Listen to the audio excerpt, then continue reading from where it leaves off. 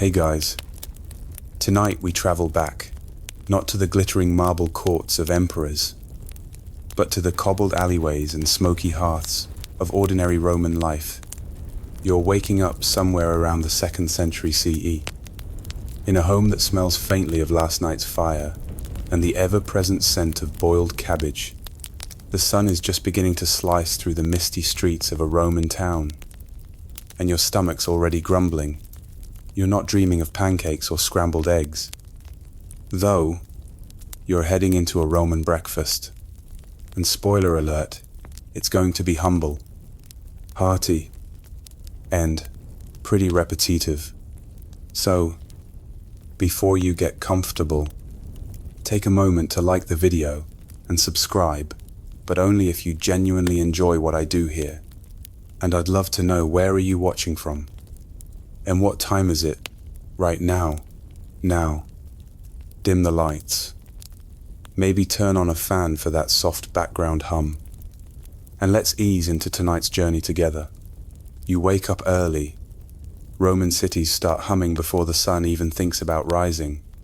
Your first stop, not a cafe, not a kitchen, just a corner of the room where last night's loaf of bread waits. Rock hard and slightly burned. You break off a piece, your teeth complain, and dip it in some olive oil. Maybe add a few olives if you're lucky. Breakfast isn't called intaculum for nothing. It's light, fast, and basically just enough to stop your stomach from revolting before noon. The bread, probably panis plebeius. The everyday loaf for everyday people, made from coarse wheat, often whole grain, sometimes mixed with spelt or barley, and yes, it's dry. Think textbook in bread form. If you're from a rural family, you might have baked it yourself in a communal oven. If you're in a city, you bought it from a baker who's lightly cutting corners. Literally, some loaves come with filler, like ground beans or even sawdust. Yum. You chase the bread with a cup of watered-down wine. That's right, wine in the morning. Not because you're living some hedonistic fantasy, but because the water's often dirty. You'd rather sip sour grape juice, diluted to about 1/3 its original strength, than risk intestinal betrayal from a questionable aqueduct. And this isn't your fancy cousin's villa wine either. This is cheap, vinegary stuff, stored in clay amphorae that leak just a bit of that earthy tang into every gulp. You wrinkle your nose, but you drink it anyway.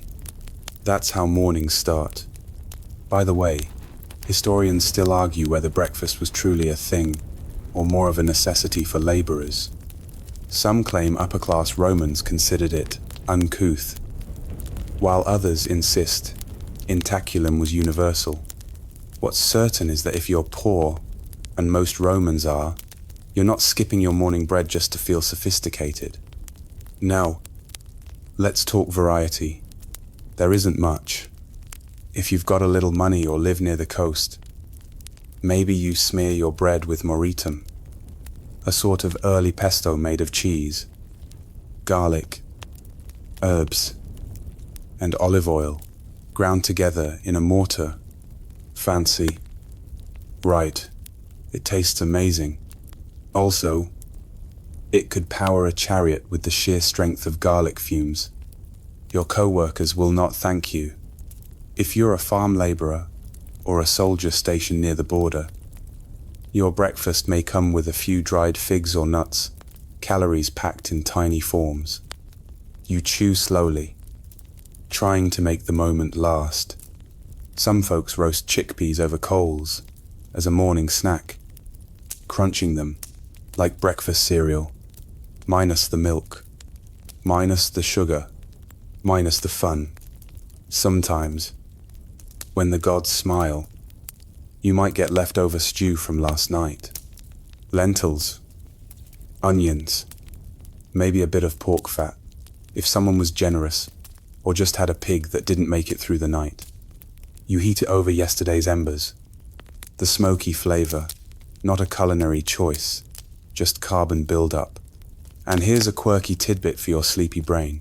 Some Romans believed certain foods had properties that would affect their mood for the day.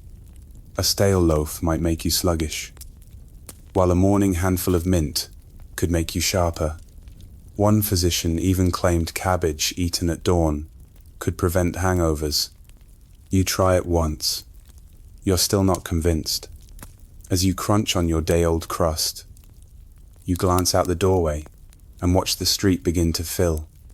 Vendors pushing carts, children running barefoot, a donkey relieving itself with complete disregard for dignity. Your neighbor is already shouting at his dog. Normal stuff. Breakfast isn't just a meal. It's a moment brief, efficient, and oddly comforting. The consistency of it is almost ritualistic. No surprises. No elaborate cooking. No eggs, Benedict. Just bread, oil, wine, sometimes fruit. Always hunger. You don't sit down with a knife and fork. You don't even sit down. Really, Romans aren't known for formal breakfasts. If you're a merchant, you're munching on a crust while opening shop. If you're a soldier, you're wolfing it down with one hand while strapping on sandals with the other. One fun fact, Roman soldiers had a ration called bucculatum, a dried, biscuit-like bread meant for long campaigns. If you break a tooth on breakfast this morning, maybe you accidentally got your hands on one of those. The sun is higher now, and the city's fully awake. You wipe your hands on your tunic and mentally prepare for the real workday. Breakfast is done, and no one's going to ask how it was. It's not that kind of meal, but as you walk out into the dusty Roman streets, there's one comforting truth: tomorrow's breakfast. It'll be exactly the same. Same loaf, same oil, same weak wine, and weirdly that makes you feel better. Because in a world where fires randomly break out, emperors change faster than the seasons, and your neighbor keeps reporting you to the local magistrate for allegedly stealing his goat again, at least you know your bread will be waiting. Hey guys, tonight we're taking a quiet step back in time, not to the glory of Roman emperors or the opulent courts with their marble floors, but to the lives of everyday Romans. Picture yourself waking up somewhere in the 2nd century CE, in a small, modest home nestled along the winding streets of a Roman town. It's early morning, and the first light of dawn sneaks through the cracked shutters, casting faint shadows on the stone walls. The air is thick with the smells of yesterday's fire and the earthiness of boiled vegetables. Your stomach grumbles in response, urging you to start your day. But this morning won't see you enjoying a decadent spread of fresh pastries or omelettes. No, your Roman breakfast is likely to be humble, simple, and perhaps even a little bit strange. So, before you settle in, go ahead and take a moment to like the video and subscribe, but only if you genuinely enjoy what I do here. Also, I'm curious, where are you watching from? And what time is it? Drop your location and time in the comments below. It's always fun to see where everyone's tuning in from. Now, dim the lights. Maybe turn on a fan for that soft background hum. And let's ease into tonight's journey together. Your Roman day doesn't start with a hot cup of coffee or a stack of waffles. No, you're waking up to something far simpler, more survival than indulgence. You've got bread, and a lot of it. The loaf you have today is probably dry and a little hard around the edges. Evidence of a rushed baking job, or the baker cutting corners. But in the world you're living in, his bread is more than just food. It's the cornerstone of your diet. There's no luxury here. This is the bread of the plebeians, the workers, and the average Roman. It's called panis plebeius, and it's made from coarse wheat flour, often mixed with spelt or barley. If you're lucky, you might get something resembling a baguette. But chances are, it's not soft and airy like modern loaves. This bread is dense, so dense. In fact, that breaking off a chunk could be considered a workout. No, you're not going to eat the bread plain. You're going to dip it in something to make it more bearable. That something is olive oil. This isn't your fancy extra virgin stuff. Mind you, it's probably the basic, everyday olive oil that gets the job done. You pour a small amount into a bowl, dip your hard bread in it, and take a bite. The oil adds a slick, savory flavor that makes the bread go down easier. But let's be honest, you're not eating it because it tastes so amazing. It's more about sustaining yourself until the rest of the day kicks in. And speaking of the rest of the day, let's talk about your drink, because this isn't your modern, leisurely coffee. Nope, you're washing down that bread with a cup of watered down wine. Yep, that's right, wine.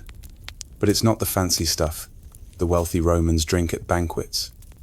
This is the cheap, sour stuff that's more vinegar than anything else. The reason for this water, or more accurately, the lack of good, clean water. Drinking straight water in ancient Rome could be dangerous sometimes. The aqueducts were clogged, and the water was full of all sorts of contaminants. So, rather than risk getting sick, you dilute your wine with water to make it safer to drink. It's a bit of an acquired taste, sour, diluted, and not something you'll look forward to. But, hey, at least it'll help you get through the morning.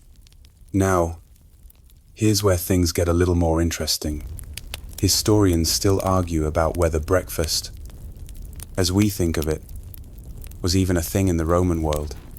The upper-class Romans, particularly, didn't seem to consider breakfast an important meal. They often went straight into lunch, which was typically the main meal of the day. But for the rest of the population, the plebeians, the working class, and soldiers in Taculum, that's breakfast, in Latin was important. Even if it was simple, there was no gourmet coffee or pastry shop waiting for you, and there was certainly no cereal aisle at the market. It was about getting something in your stomach before you went off to do hard labor or fight in a distant battle. But if you were a bit more fortunate, or if you lived closer to the coast, you might have a bit of a treat to add some variety to your breakfast. Imagine this moritum, a kind of cheese spread that's made by grinding together cheese, garlic, herbs, and olive oil. It's a precursor to modern pesto, but without the fancy basil and pine nuts. The garlic gives it a sharp, pungent kick, perfect for waking up your senses. You spread it over your bread, and for a moment, it's like you've been transported to some sort of Roman gourmet experience. Except the smell of garlic sticks to your hands, and you're likely to offend anyone you meet later in the day. And don't forget about the cucumis, cucumbers, or figs sweet, dried fruits that might make an appearance on a good morning. Sure, it's not a massive spread, but it's something to break up the monotony of bread and oil for those with money or better connections. In the breakfast table might also feature fruits that were considered more exotic, like dates, but that's a luxury, not something most people can expect regularly. What's fascinating and a bit quirky is that some Romans believed that certain foods could shape their mood and health. A stale loaf of bread, they thought, would leave you sluggish and tired, while fresh, minty herbs could sharpen your mind. Some believed that cabbage eaten at dawn would even prevent a hangover. So, for a brief moment, imagine yourself nibbling on a fresh stalk of cabbage, hoping to stave off any lingering effects of last night's wine-fueled revelry. But let's get real for a second. The idea of eating with your hands, of breaking bread without the fancy utensils we're used to, is a bit jarring. There are no forks, no knives, and not even proper spoons in most Roman homes. If you want to eat, you use your hands. And it's not just for breakfast. This is how you'll eat throughout the day. You might use a simple wooden spoon, but it's far more common for Romans to simply scoop, grab, and dig into their food with their hands. So, don't be surprised if you end up with bits of bread stuck between your fingers by the time you're done. As you finish off the last of your breakfast, you can hear the sounds of the bustling Roman streets outside. The marketplace is already coming to life, and the smell of fresh bread and roasting meats is wafting in through the open window. The day is beginning, and it's time to get moving. Your stomach's no longer growling, but the simplicity of your breakfast lingers with you. It's not a meal to remember or savor, but it's one that gets you through the day. Tomorrow morning, you'll eat the same bread, dip it in the same olive oil, and drink the same watered-down wine. And somehow, that consistency is comforting. You know what to expect. You know that, for all the chaos around you, at least your breakfast will be the same. The day is just beginning, and there's work to be done. Your bread might not have been the most exciting thing you've eaten, but it's what kept you going. And in ancient Rome, that was enough. It's still early, and the sun is beginning to climb higher in the sky. The cool morning air is slowly giving way to the dry heat that will define your day in the Roman world. You've had your humble breakfast of bread, olive oil, and watered-down wine, simple, but enough to stave off hunger for now. But now you're left to face the rest of your day, and with it, the harsh reality of what Roman meals are really like. You see, as much as you might have enjoyed your quick meal, it wasn't really all that different from what you're going to eat for lunch, dinner, and probably even tomorrow's breakfast. In fact, that loaf of bread you tore into earlier, it's likely going to make a repeat appearance at your lunch table today, maybe in a slightly different form.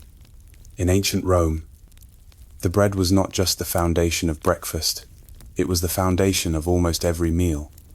Bread is life, and in the absence of fancy restaurants, ovens built with the latest technology, and easy access to an array of imported goods, bread is your constant companion. Bread, in the Roman world, is much more than just a foodstuff. It's a symbol of your place in society, your relationship with the gods, and a constant part of your daily life. The ancient Romans baked a variety of breads, and what you get depends heavily on where you live and your social status. The bread you're eating at breakfast is probably made from wheat, barley, or spelt. The poorer you are, the more likely you are to eat bread made from coarser grains. The wealthy, on the other hand, you might have access to finer flour and fresher ingredients. But don't get too attached to the idea of soft, fluffy loaves. It's not going to happen. Roman bread tends to be thick, dense, and a little too dry for your taste. So you eat it anyway, because, well, you don't have much of a choice. You'd be hard-pressed to find a Roman family who wasn't eating some form of bread multiple times a day. You dunk it in olive oil. You eat it with your maritum, that cheesy garlic paste we talked about earlier. And sometimes you add a little honey if you're lucky, but it's still bread. The Romans, as innovative as they were in other aspects of life, didn't exactly excel in the art of breakfast pastries. And it wasn't just breakfast. The bread of the plebeians, the lower classes, was so central to Roman life that the word bread even appeared in Roman slang. To earn one's bread, or to make bread, meant to work for a living. To survive in this unforgiving world, bread was a staple. Bread was survival. So, it's no surprise that a large portion of your daily sustenance will come in the form of bread. You're likely to be eating it at lunch and dinner too, maybe in slightly different forms, but it will always be there. In fact, let's talk about panis a little more, because there's a whole process behind the bread you're eating. It's not just a quick pop into the kitchen to bake some dough. No. Bread making in the Roman world was a bit more of an art form, a skill passed down through generations. The first step, milling the grain. Roman bakers would typically have access to water mills, massive structures where the grain was ground between heavy stones to make flour. The milling process wasn't perfect, of course, and the flour would often end up containing impurities. Sometimes it's grain husks, other times it's even bits of dirt or animal hair. But no one has the time to be picky, especially when there are hungry mouths to feed. Once the flour's ready, it's mixed with water and salt, and then kneaded into dough. In some households, you might knead it by hand. In others, a simple wooden paddle would do the trick. You may also add a little bit of leavening to make your bread rise. Though some Roman breads were flat and dense, they didn't have fancy ovens either. Most families relied on communal ovens to bake their bread. You'd bring your dough to a public baker, and he'd bake it in a large brick oven. You'd leave your bread with him, often in exchange for a fee or a share of the bread, and return later to pick it up. In wealthier households, you'd have access to a private oven, but that was reserved for the elite.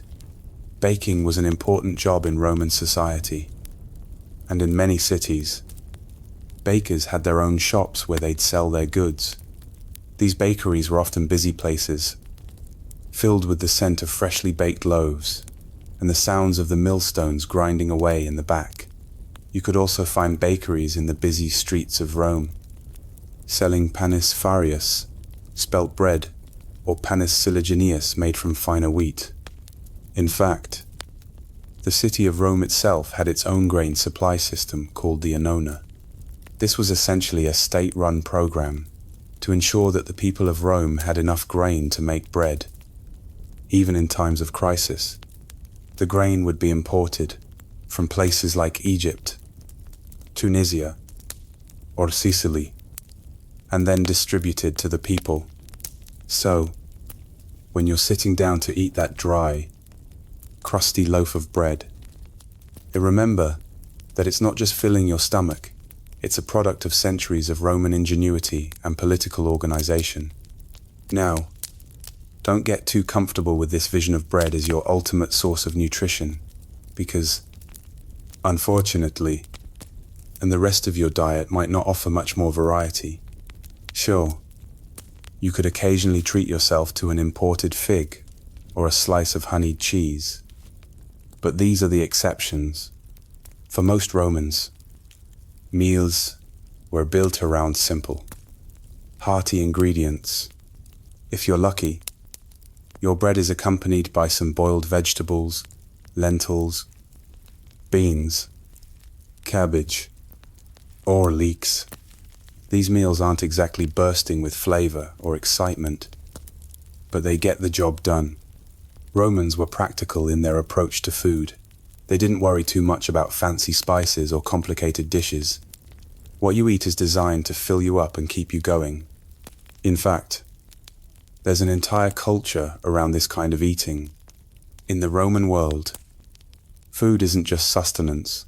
It's about getting through the day, managing your resources, and surviving. You can't always count on fresh food from the market, especially during times of war or famine. Sometimes, it's the food you don't get that matters most. And so, you keep eating your bread, your boiled vegetables, your simple meals, knowing that tomorrow, it will all repeat itself. You know, historians still argue over the nutritional balance of the Roman diet. Some say it was heavily reliant on grains and vegetables, which provided necessary sustenance, while others argue that the lack of meat and protein meant that Romans were living on the edge of malnutrition.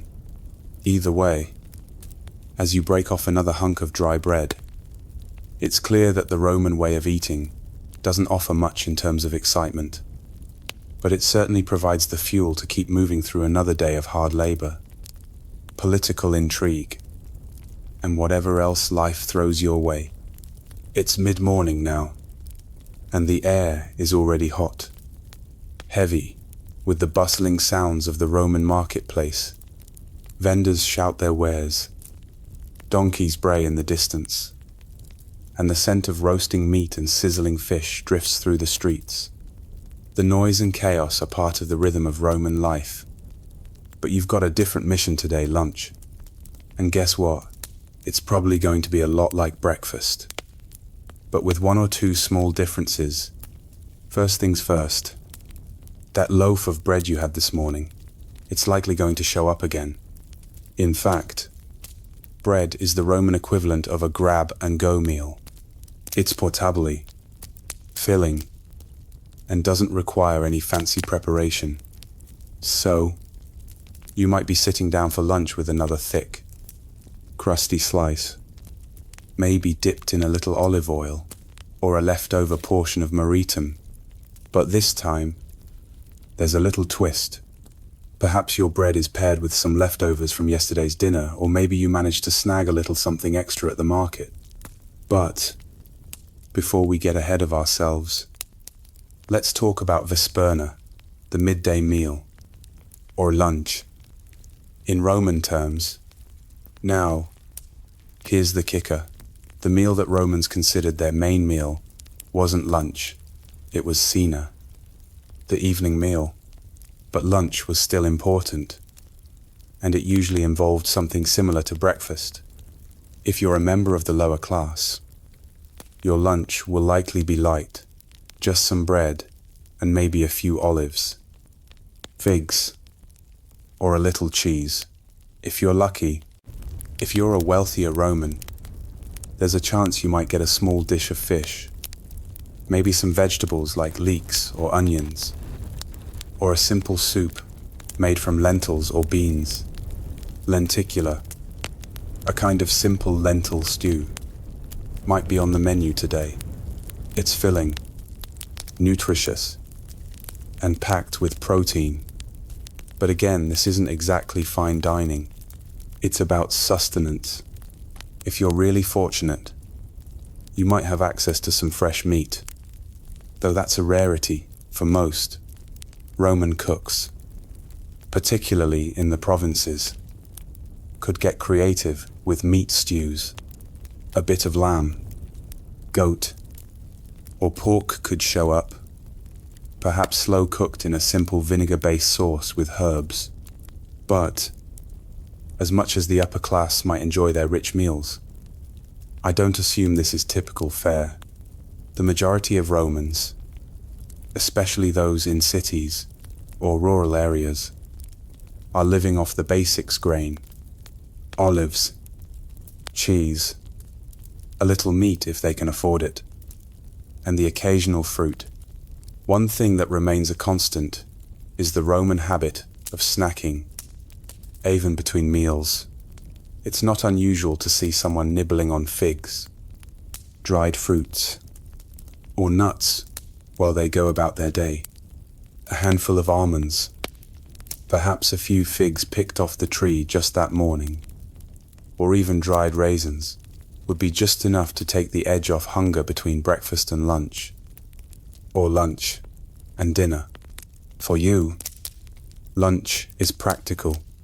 You've got work to do, whether that's on the farm, in a shop, or on the streets of Rome.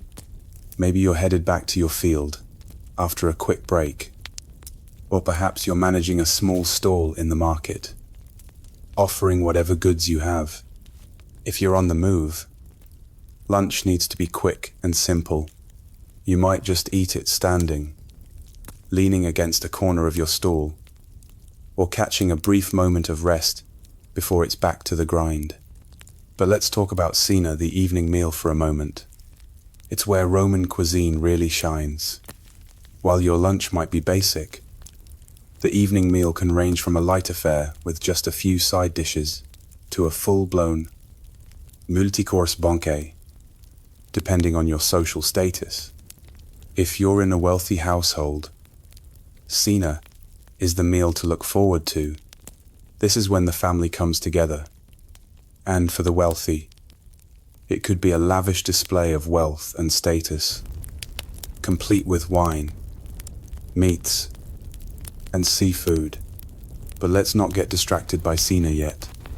You still need to finish your lunch. And with that comes an interesting cultural tidbit. In ancient Rome, meals were often accompanied by a sense of ceremony, particularly for the upper classes. Even something as mundane as lunch could have a certain formality to it. Iantaculum, breakfast, was typically eaten alone, and vesperna, your lunch, might be a more solitary affair if you're working. But by cena, it's an event. The practice of dining was rooted in the notion of community, family, and even politics. The rich might host feasts to impress guests or to solidify social bonds. Food was not just about satisfying hunger, it was about securing your place in society. But let's be clear for you, the Roman commoner. Food is about function. It keeps you going, so you can earn your bread and contribute to the empire in whatever way you can. The lunch of the plebeian is simple bread, olives, perhaps some leftovers, and maybe a little fruit or cheese if you're lucky. And then, after lunch, it's back to work, with nothing more exciting to look forward to than the next meal. Oh, and did I mention that the Roman idea of a meal didn't always involve sitting down at a table? Meals were often eaten standing, or while sitting on benches, particularly for the lower classes. For the wealthy, cena was usually eaten reclining on couches. But for most people, meals were quick and utilitarian. You might not even have a designated eating space in your home. You eat when you can, where you can, and as efficiently as possible. The idea of a dining room as we know it today simply didn't exist for most Romans. You might feel the urge to relax, but there's still work to be done, whether that's tending to the garden, working at a forge, or helping to maintain the aqueducts. Whatever your job, the meals you eat are fueling your labor, and as you finish up your midday break, you're reminded once again that Roman meals are all about energy, sustenance, and getting through the day. There's no grandiose expectation for a luxurious meal, just a commitment to hard work and survival. And so, you prepare yourself for the rest of the day. Another slice of bread, check. A little cheese, maybe. A couple of figs, perfect. Lunch is done. And as you head back into the streets of Rome, you'll be ready to take on whatever the day throws your way until cena. Of course, as the sun begins to lower in the sky, you feel the heat start to wane. But the busy rhythm of the Roman day continues. The marketplace is now in full swing, with vendors shouting more urgently, their goods on full display for the evening rush. The streets are alive with activity, Roman citizens returning home after a long day, children playing games on the cobblestone roads, and families preparing for their most important meal of the day, cena. This is the meal where your day's hard work comes to fruition, where food transitions from being just fuel to something a little more celebratory, at least for those lucky enough to have enough to eat. Let's be real for a moment. Cena is the Roman version of what we think of as dinner. But it's much more than just a chance to fill up. It's about socializing, about reconnecting with family, or even making important business deals. The wealthy Romans, the elite who dine in style, often held elaborate feasts that could last for hours, with a multi-course array of dishes, lavishly prepared and served by slaves. But don't get too excited just yet. You're not one of those elites. You're likely part of the plebeian class. And that means Cena will be much more humble, though still an important part of your day. In your modest household, dinner probably follows a fairly straightforward pattern. Bread is always there, usually as the centerpiece, but this time, you might be able to enjoy it with a few extra things, maybe some lentils, beans, or a hearty vegetable stew. On particularly lucky days, you could have a few scraps of meat, pork, chicken, or goat might make an appearance if you're in a particularly affluent region. But don't expect much more than a few cuts, or perhaps some sausages. Remember, for most Romans, meat was a luxury. The wealthy could indulge in roasted meats, seafood, or even exotic delicacies like flamingo. But you're more likely to make do with simple fare. Still, Roman Cena has some variety. Even for the common folk, you might enjoy a dish called pulse, which is essentially a thick porridge made from grains like farro, belt, or barley. If you're lucky, it might be flavored with cheese or herbs to add a little excitement. Of course, in wealthier homes, pulse could be more elaborate, featuring meat or wine, but for you, it's filling and reliable.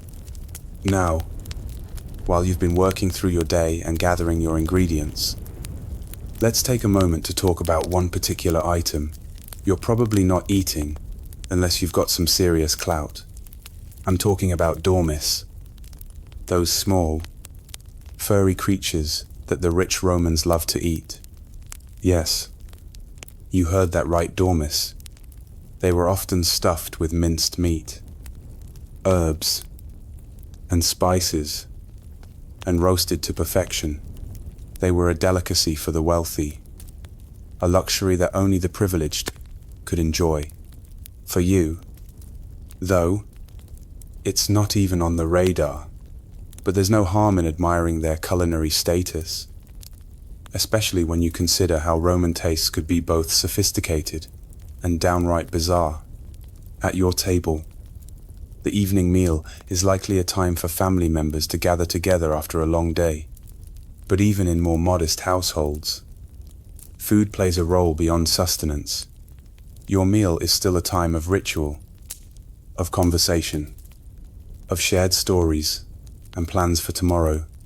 It's a break from the relentless work of the day. And though the meal may be humble, there's something special about it. A connection to those you care about as you sit and eat together, even if it's just bread and porridge. And then there's the wine. Ah yes, Roman wine, the elixir of life in more ways than one. You've probably drunk wine throughout the day, either watered down with water during breakfast or lunch, or perhaps as an accompaniment to your meal in the evening. Wine was essential to Roman culture. It wasn't just for the rich. It was a daily part of life, enjoyed by nearly everyone. Now, before you picture a fine bottle of red or white, let's get one thing straight. Roman wine wasn't the polished beverage we know today.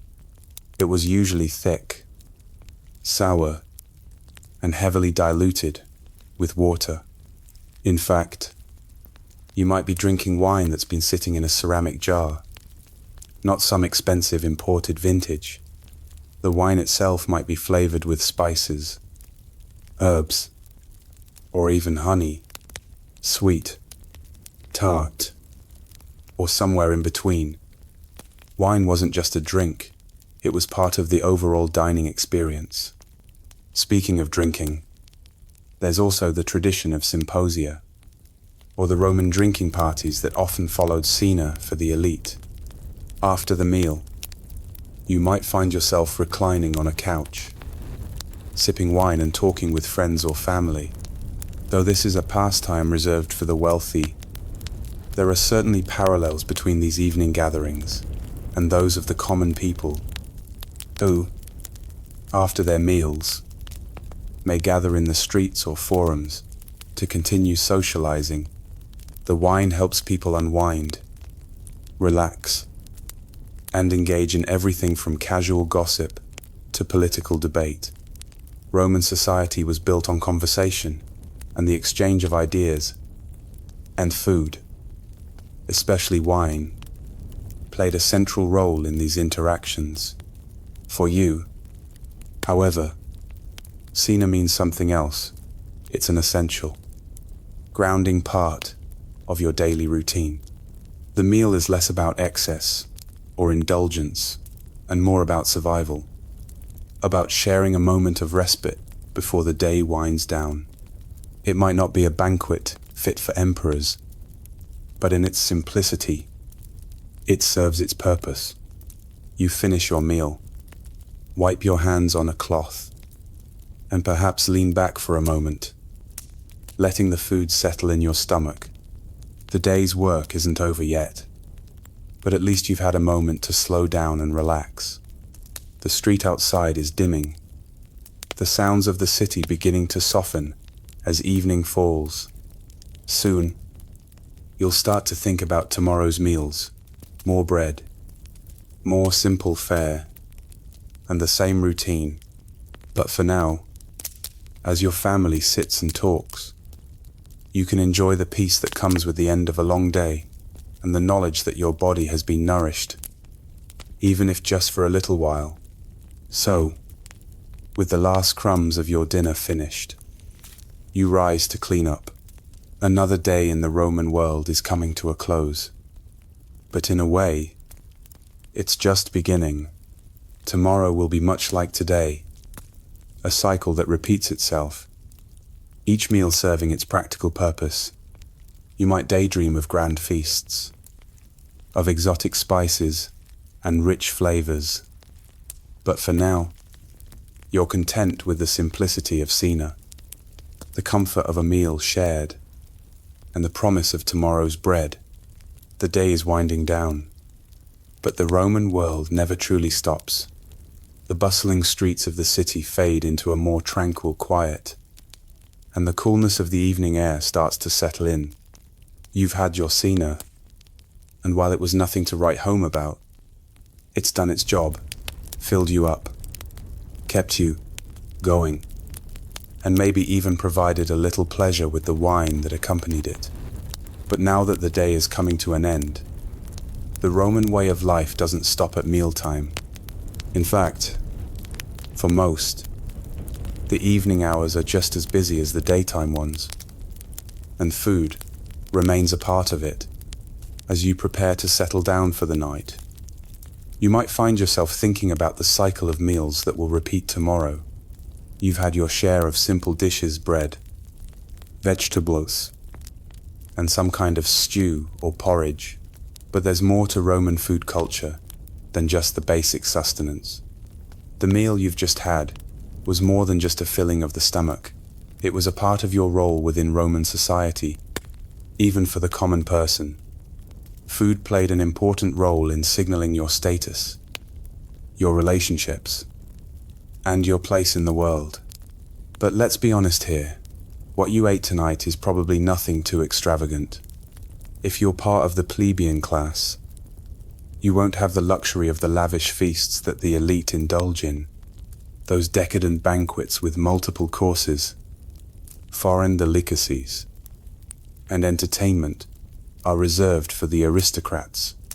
But that doesn't mean that the Roman dining experience for the lower classes isn't without its own peculiarities. In fact, the simplicity of your meal tells you something important about Roman society.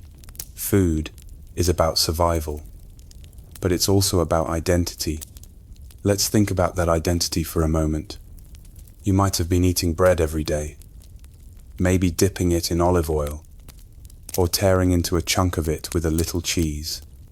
But did you know that bread, for the Romans, wasn't just a food, it was a mark of who you were. Bread played a major role in the Roman economy and social structure, and it was central to the identity of the common people.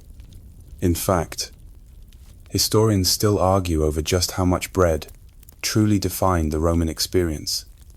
Was bread a symbol of the Roman genius, their ability to feed the masses, or was it a cruel reminder of the limitations and hardships of life in ancient Rome? The panis bread you ate today is a symbol of your place in the world. It's a cornerstone of your diet, a daily reminder of your social standing. Bread isn't just a foodstuff, it's the foodstuff. If you're a Roman citizen, you likely have access to bread, even if it's not the most flavorful or refined kind. Panis fareux, bread made with spelt, was popular in the Roman world, especially for the lower classes. It was a staple of the plebeian diet. But if you're part of the elite, your bread might be made from wheat, refined and soft, perhaps even sprinkled with some herbs or seeds for added flavor. Bread was essential, not just for survival, but as a symbol of Roman culture and civilization. Roman bakers were some of the best in the world, and their craftsmanship was admired throughout the empire. In fact, it wasn't just ordinary folk like you who were eating bread all the time. Even the emperors and wealthy aristocrats relied on skilled bakers to provide their daily loaves. Bread was baked in massive ovens, some so large that entire neighborhoods relied on communal baking spaces to meet the demand for fresh bread. But while bread holds such an important place in Roman society, it's not the only thing that matters on your plate. As you've seen already, the rest of your meals are made up of simple, easy-to-find ingredients, legumes, vegetables, and occasionally, meat or fish. If you're lucky, you might even enjoy some imported spices. But most of the time, the meals remain humble. The Roman diet, especially for the commoners, didn't prioritize flavor as much as it did practicality. It's about getting enough to sustain yourself through the day's work, nothing more, nothing less. And while bread is the core of your daily sustenance, there are other elements that find their way into Roman cuisine. Olive oil is another Roman staple, a crucial addition to many dishes. Olive trees were cultivated across the Roman Empire, especially in places like Italy, Spain, and North Africa. Olive oil was used in cooking, as a dressing for vegetables, or simply as a dip for bread. And let's not forget about the all-important garum, a fermented fish sauce that was a key ingredient in many Roman dishes. It's hard to imagine today, but garum was used much like soy sauce or ketchup is today, added to almost everything to enhance the flavor of the food. At the same time, the Romans were no strangers to preserving food. With limited refrigeration, préservation, technique like salting, pickling, and drying were critical for survival. Dried fish, salted meats, and pickled vegetables could be stored for long periods, allowing the Romans to survive through the lean months when fresh produce was less abundant. So, while your cena tonight may not have included anything too exotic, it's a reminder of the resourcefulness of Roman cuisine. What they lacked in exotic ingredients, they made up for in ingenuity and practicality. Speaking of preservation, remember that garum I mentioned earlier? It's an excellent example of how the Romans would transform everyday ingredients into something unique. Garum, made by fermenting fish in brine for months, was used to season almost every meal, from meat to vegetables. It might sound revolting to modern ears, but to the Romans, garum was indispensable. Some even considered it a delicacy, and it was produced on a massive scale in coastal regions of the empire, especially in places like Pompeii and Ostia. And while the food might seem basic and repetitive, there's a certain beauty in the simplicity of it. Meals in ancient Rome were designed to nourish, to sustain, and to allow people to carry on with the business of life. Whether you were a plebeian laboring in the fields or a senator dining with guests, the food was a constant, just a different version of the same foundation. So now, as the day draws to a close, you prepare for the nightly rituals. You might clean up the remnants of the meal, tidy the house, and prepare for tomorrow's work. Perhaps you'll relax by the fire with your family, or gather with friends in the forum to unwind after a long day. The Roman world may seem harsh and unforgiving, but in its simplicity, there's a strange comfort. Tomorrow, there will be more bread, more olives, more lentils, and maybe, if the gods are kind, a little meat. But no matter what, food will continue to be the thread that ties your day together. And as long as the bread holds out, so will you. As you prepare for the night, the warmth of the evening settles into the air, a pleasant contrast to the heat of the day. The Roman world hums with the gentle murmur of evening activities, and you find yourself surrounded by a familiar sense of routine. The tasks of the day are winding down, and while the streets of Rome may quieten a little, your day's final moments are always marked by the knowledge that tomorrow will be a repeat of the one before. For the Romans, much of life revolved around patterns that governed not just the hours of the day, but the food they ate, the rituals they performed, and the sense of community they upheld. With your cena finished, your stomach content, and the quiet settling in, let's look forward to tomorrow's meals. For most Romans, meals were predictable.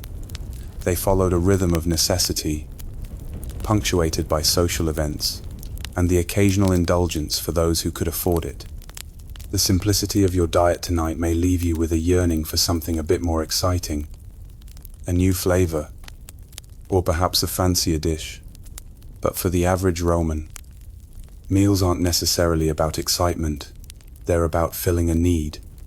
You'll wake up tomorrow with the same hunger, the same need for nourishment, and you'll turn to the same foods. The structure of Roman meals is rather predictable. Breakfast intaculum might start the day. A quick bite of bread, or a piece of cheese with some figs, washed down with a bit of watered-down wine. Lunch vesperna will follow shortly. More bread, some vegetables or legumes, perhaps a bit of cheese, or if you're lucky, leftovers from the previous day. And dinner cena, the most substantial of the meals. It will again revolve around the staples bread, olives, perhaps some vegetables or legumes, with the occasional fish or meat if you're fortunate. You'll eat what you can, how you can, and when you can, because survival comes first. But let's not forget the occasional indulgences. While the basic Roman diet may seem repetitive and simple, there were moments when food became more than just a necessity. Wealthier Romans, particularly those in the upper echelons of society, had access to delicacies that would make anyone's mouth water. The wealthy enjoyed feasts, banquets that could stretch late into the night, with courses upon courses of food designed to impress guests, display wealth, and sometimes to engage in political maneuvering. These meals weren't just about eating, they were about demonstrating power, status, and taste. At such a feast, the menu could be extravagant. Meats like pork, lamb, and wild game were roasted or braised in rich sauces. Seafood was a common feature, too.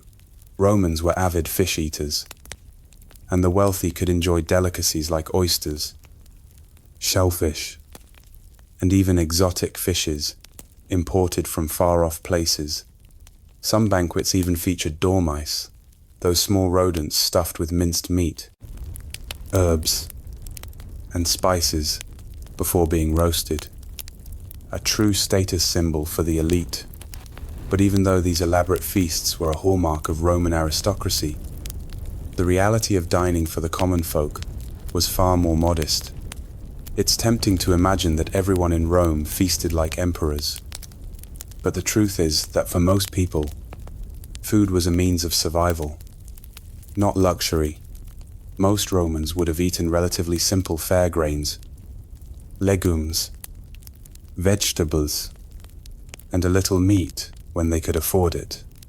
These foods were filling, nutritious, and served the purpose of keeping the Roman engine running. Bread, lentils, beans, and olives were your bread and butter. Quite literally.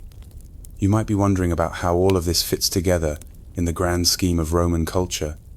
Food, in Roman society, was as much about community as it was about nutrition. The act of eating was an important social occasion, especially for the elite, but even for the commoner. Mealtime was an important moment for family gatherings. Meals were the moments when you'd connect with loved ones, when conversation would flow freely, and when the day's work could be set aside for a brief moment of respite. But even in the midst of these communal moments, the Roman dining experience was a little more stratified than we might imagine today. The social divisions were evident in the food itself. Wealthy Romans had access to finer ingredients, exotic imports, and skilled cooks who could prepare intricate dishes. Meanwhile, for the common folk, food was more utilitarian. Meat, fish, and spices were reserved for the rich, while bread, porridge, and stew were the mainstays of plebeian meals.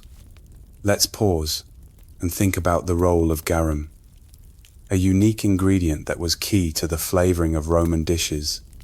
This fermented fish sauce, created by letting fish and salt ferment for months in the sun, was used in almost every dish, from simple stews to intricate meat preparations. Garum could be found in abundance. The smell of garum was pungent, and it's said that the sauce could be overpowering. But, to the Romans, it was an essential part of their culinary culture. The fish sauce added a savory, umami-like quality to food, enhancing flavors and giving dishes a distinctive taste. The production of garum was a big business in the Roman Empire, particularly in coastal regions like Pompeii and Ostia. Large-scale factories would ferment the fish, and the sauce would be exported throughout the empire. As a Roman citizen, you would likely have had access to garum in almost every meal. It was the ketchup of its time, ubiquitous and essential. And though you, as a plebeian, may not have had access to the finest varieties, even the more modest versions could still bring an extra layer of depth to your meals. Yet, even though the production of garum was massive, it was just one of many ingredients that fed the Roman appetite.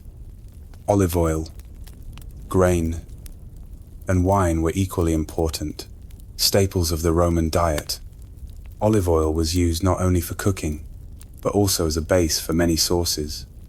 Grains, especially wheat, were the backbone of the Roman diet. providing the foundation for bread, porridge, and other basic foods. For you, the common Roman, meals like these may not excite the senses in the way that the extravagant banquets of the elite do, but they are essential to your survival. Your food doesn't need to be grand, it just needs to get you through another day of work, another cycle of Roman life. And while the feast days and rich dinners of the upper class are fascinating to think about, there's a quiet pride in the simplicity of your own meals, in the repetition of bread, porridge, lentils, and beans. You find a rhythm that supports not just your body, but your place in Roman society. This steady, reliable cycle of food sustains you and connects you to those around you. So, as you sit back and rest after another long day, you may reflect on tomorrow's meals, another breakfast of bread, maybe some olives or figs, a simple lunch with leftovers, and a dinner of soup or porridge. It may seem monotonous, but in the world of ancient Rome, this rhythm is life predictable, essential, and always centered around food. As night falls and the day winds down, you reflect on your meals. Cena is done. Your stomach satisfied with the usual simple fare bread, maybe some legumes or a vegetable stew, and if you're lucky, a little meat. But Roman meals, especially for the common folk, were predictable and practical.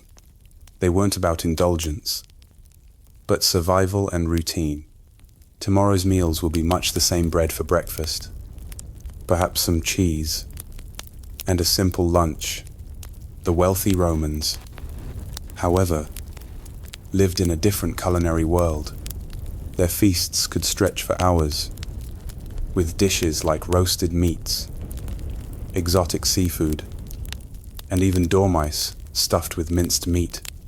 These banquets were as much about demonstrating status as they were about food itself, even for you. Though, there's value in the predictability of meals. The bread you eat is the core of your daily sustenance. It's not just food, it's your place in Roman society. You might also enjoy olives, garum, fermented fish sauce, and the occasional stew or soup. While the elite indulge in delicacies, your meals are humble, but necessary to get you through the day. Garum, though pungent, is ubiquitous in Roman cuisine, a necessary addition to almost every dish. It's a prime example of Roman ingenuity in flavor. For you, meals are simple, repetitive, and reliable, but that's what keeps the cycle of Roman life moving. Tomorrow will be much like today.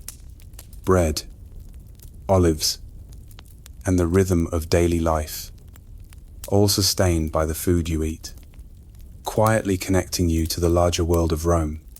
Morning breaks, and with it comes the familiar hum of another Roman day. You stretch, rub your eyes, and look around. The sun is creeping into your home, and it's time for entaculum, the first meal of the day. It's typically light, nothing like the hearty cena from last night. You might break a piece of bread, dip it in a little oil, or nibble on some figs, if you have them.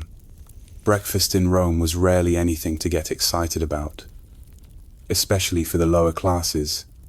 It was a practical, simple meal to get you started and fuel your body for a long day of work. But even with such simplicity, breakfast did have its own rituals. For many, a small cup of watered-down wine might accompany the meal. The Romans were partial to their wine, and it was often drunk throughout the day. Though usually diluted, your day is likely to be full of physical labor, whether you're working in a shop, the fields, or the construction sites of the grand city. After all, Rome wasn't built on fine dining, but on the sweat of its people In this early morning hour, your food might also be seasoned with salt, or you might savor the leftover crumbs of yesterday's bread. A luxury, indeed, but it's part of the routine. There's no need for grandeur when the focus is on getting enough energy to do a hard day's work. However, even in the most humble homes, there's a sense of pride in the meal. It's the first step in your daily cycle.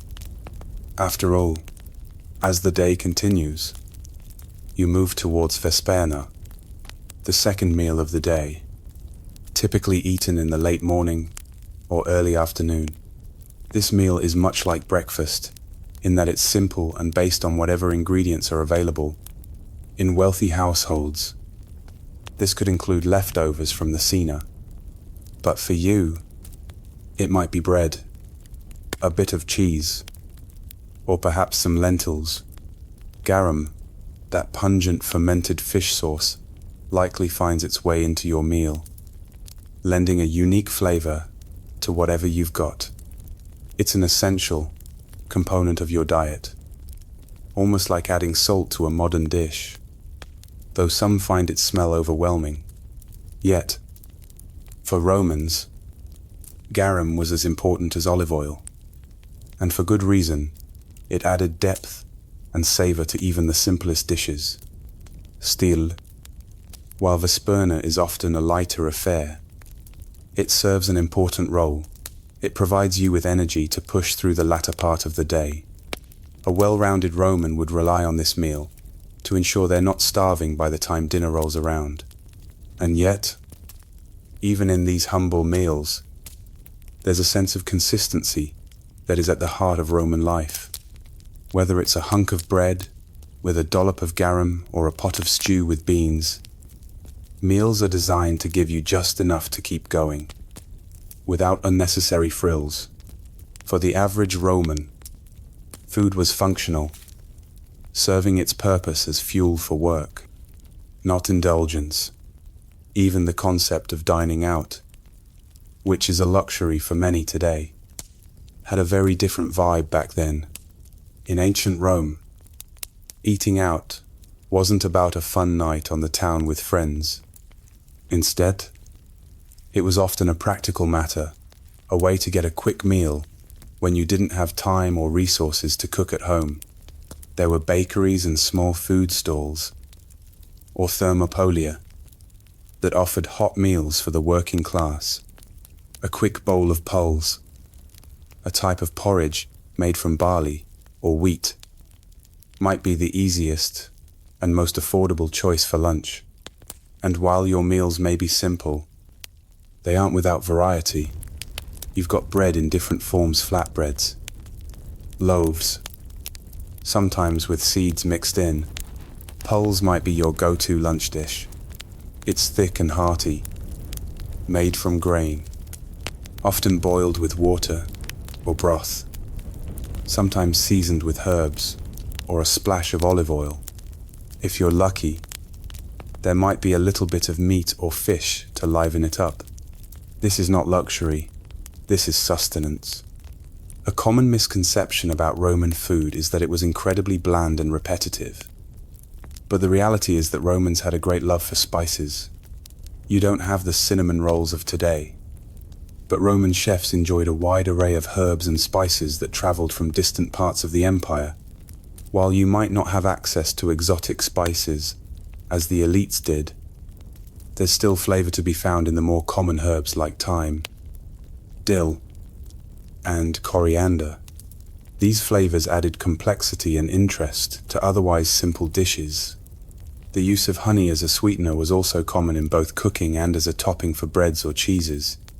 Yet, amidst the simplicity of your daily diet, there's also a strange kind of luxury to it. It may not be lavish or exotic, but there's comfort in the routine of food.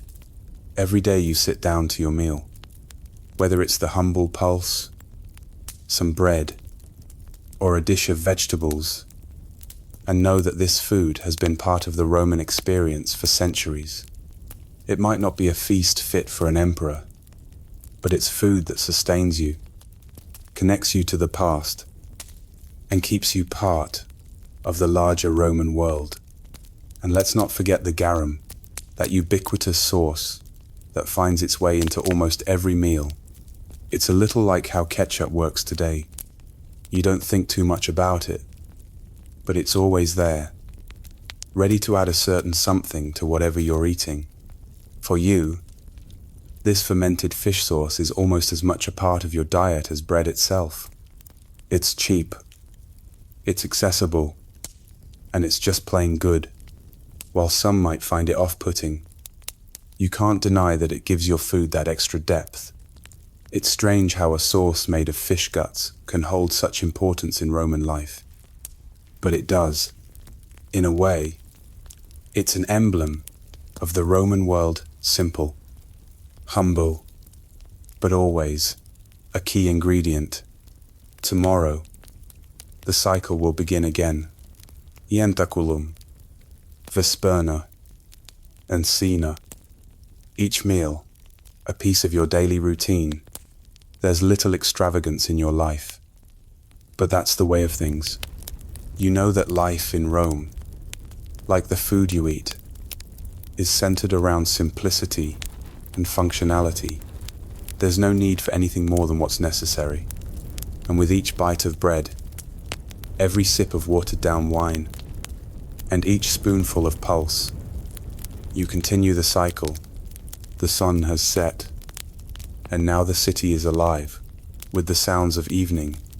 The streets, once buzzing with the noise of daily labor, have calmed.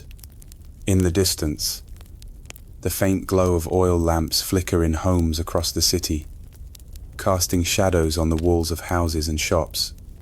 The Roman day is coming to a close. But for you, it's time to prepare for Cena, the final meal of the day. If you're lucky, your evening meal will be the most substantial of the day. Cena is typically eaten when the sun has dipped below the horizon, often around the time when the cool evening air starts to settle in. For the wealthier Romans, this meal could be an extravagant affair with several courses, served in a well-decorated room with ample company. But for most Romans, Cena was still a modest affair, eaten in the home with close family or friends. While you may not have roast meats or delicacies like the elite, there's comfort in knowing that Cena is the time to rest and replenish. For the average Roman, the meal consists of a few key ingredients. Bread is always present thick, hearty loaves that have been baked fresh in the morning. Sometimes it's paired with a vegetable stew, made from whatever's available: lentils, beans, or root vegetables like turnips or carrots. If you're fortunate, there might be some fish, or even the rare piece of meat, to accompany the meal. Fish was a common part of Roman cuisine, particularly in coastal regions. But meat was reserved for the wealthy. Pork was the most common choice, and if your family is well off, it might be roasted with herbs and spices, though for most, it's simply an occasional luxury. But even with this simplicity, Cena is an important part of Roman life. It marks the end of the day, and it's a time to relax and socialize, even if it's just within the family. The ritual of eating together is as significant as the food itself. Conversations flow over the table.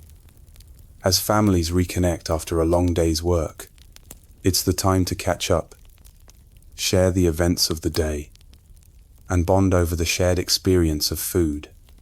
In a sense, Cena is more than just sustenance. It's the glue that holds the social fabric of Roman society together. At the table, you might notice the presence of a few familiar items: wine, bread, olives, and perhaps some garum to season your dish. Roman meals, especially the evening meal, often came with wine, though for the common folk, it was watered down sometimes, quite heavily. The wine was never consumed in the same way we drink today. It was diluted with water to make it last longer and to make it more palatable for those who drank throughout the day. Garum would likely make an appearance. Its strong fishy aroma, mixing with the other smells of the meal. It's not a dish that anyone would describe as gourmet, but it's what keeps you going. For most Romans, food was practical, and every ingredient had a purpose. Some meals during cena might include pulse, the thick porridge made from grains, or a simple minestra, a vegetable soup filled with whatever vegetables were in season. There's no frills here, just like your breakfast and lunch. The evening meal is about keeping your body fed and ready for another day of work, but it's also about nourishment in the social sense. The shared experience of eating together in your home is what makes cena significant. Whether it's bread with lentils or a modest vegetable stew, you're connecting with the people around you, whether they're family, friends, or even your neighbors who might occasionally drop by. While there's no denying the simplicity of cena for the common Roman, there are moments when the food becomes more than just sustenance. Cena can be an opportunity for indulgence, especially on special occasions, festivals, or religious holidays. For example, often mean more elaborate meals, where meats and treats not usually available become the focus. For the elite Romans, cena might involve entire roasted pigs, exotic fruits, and wines from distant lands. But these lavish meals were reserved for the upper class, and most people like you would only experience them on rare occasions, if at all. However, there are also seasonal meals that reflect the rhythms of the Roman calendar. When fruits are in season, fresh figs might be sliced and served at the table as a sweet treat, or perhaps fresh dates if you're lucky enough to afford them. During colder months, hearty stews with root vegetables and grains become more common, offering warmth and comfort. While your meal today might not be anything to write home about, it's part of the larger cycle that defines Roman life: predictable, steady, and functional. The concept of food and meals in ancient Rome was also deeply connected to its culture and religion. Festivals, public celebrations, and sacrifices were often centered around food. At the cena during public celebrations, offerings to the gods were made, and meals were shared to ensure good fortune. Even for you, as a Roman commoner, the spiritual connection between food and culture is ever present. After all, a meal is not just about filling your stomach.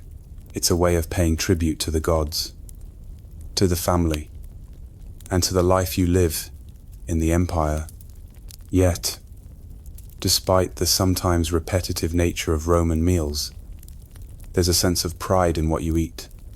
The predictability of bread, olives, and beans is a comfort. The simple pulse, always filling and satisfying, is a part of your daily life. As you finish your cena tonight, you know that tomorrow will be much the same. The cycle of meals continues, and each meal serves its purpose.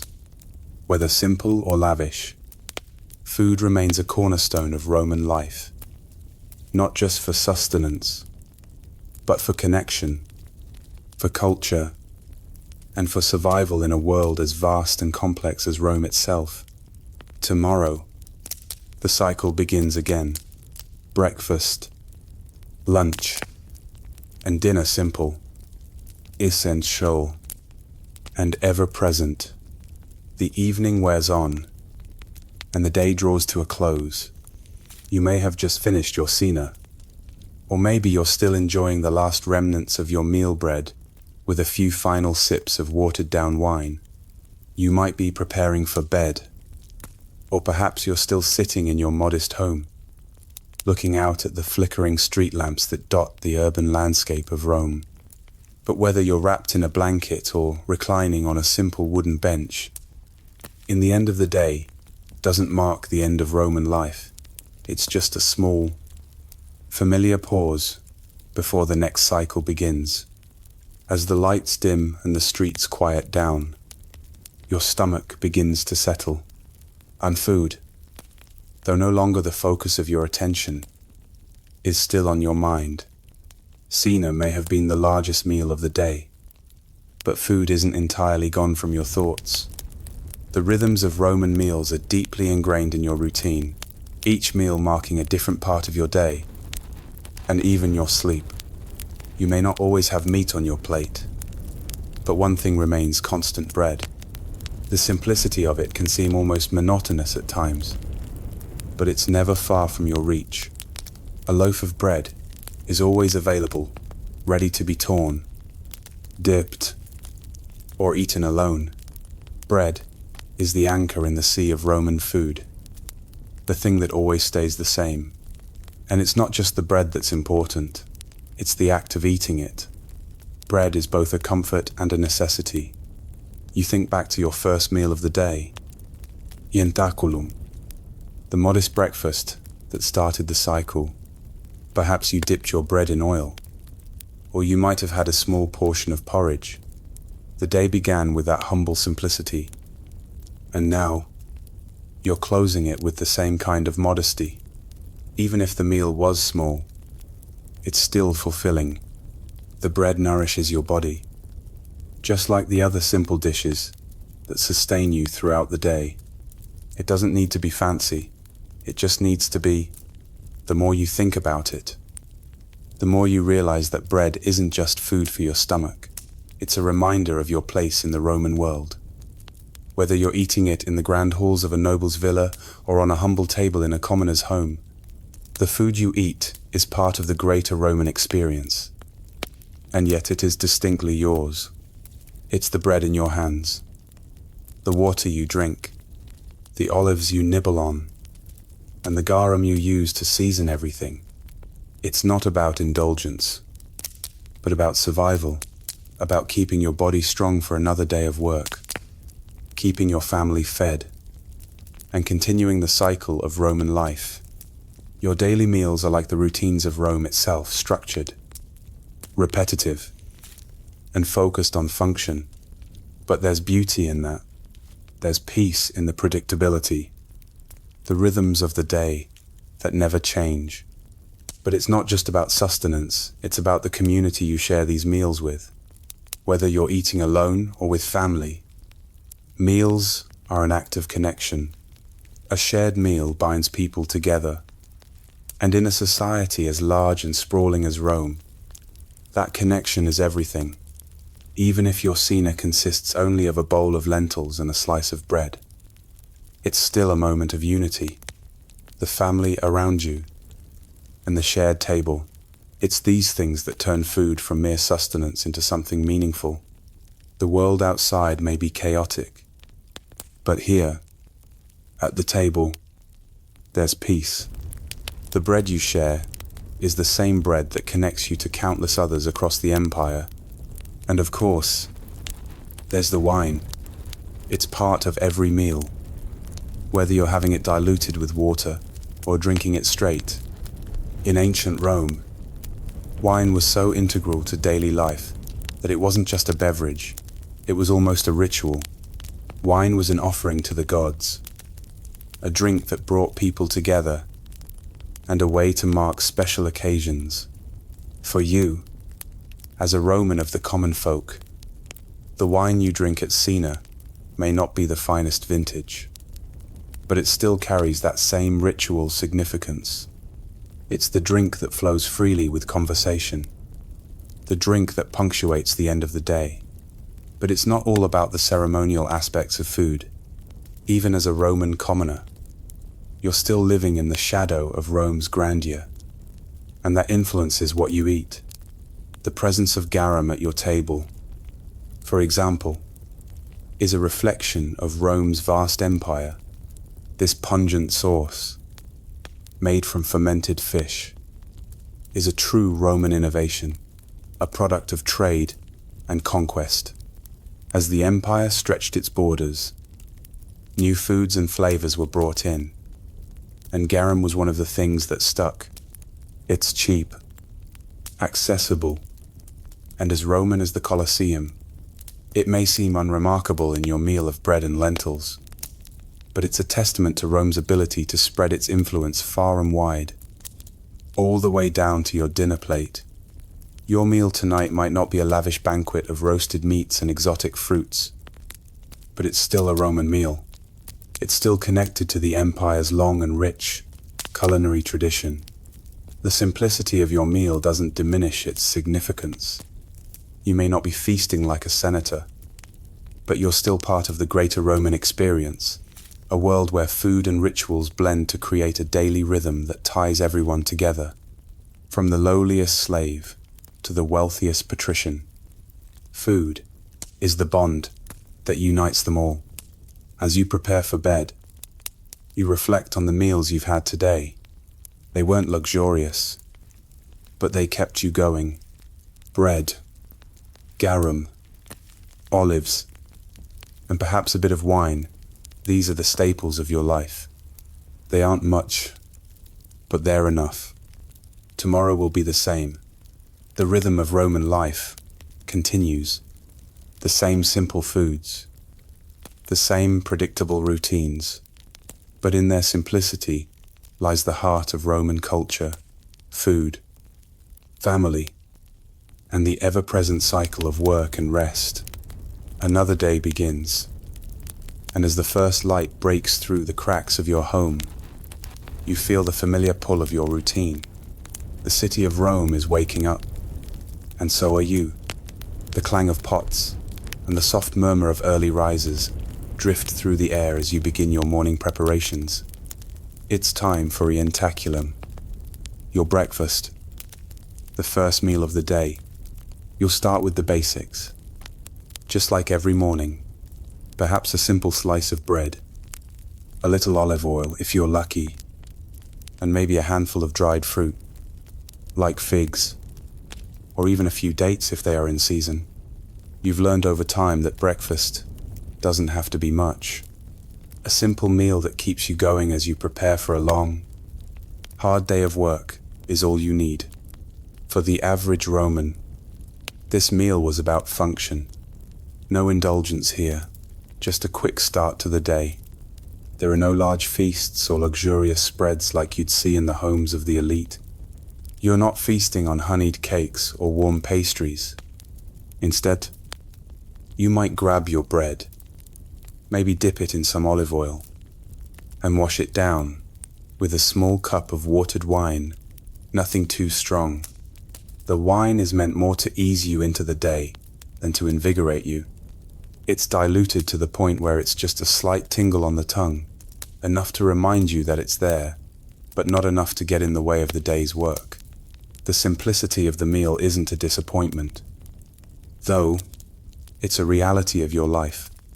You know that Roman life is built on functionality, not flair. There's no glamour in your breakfast, but it does its job.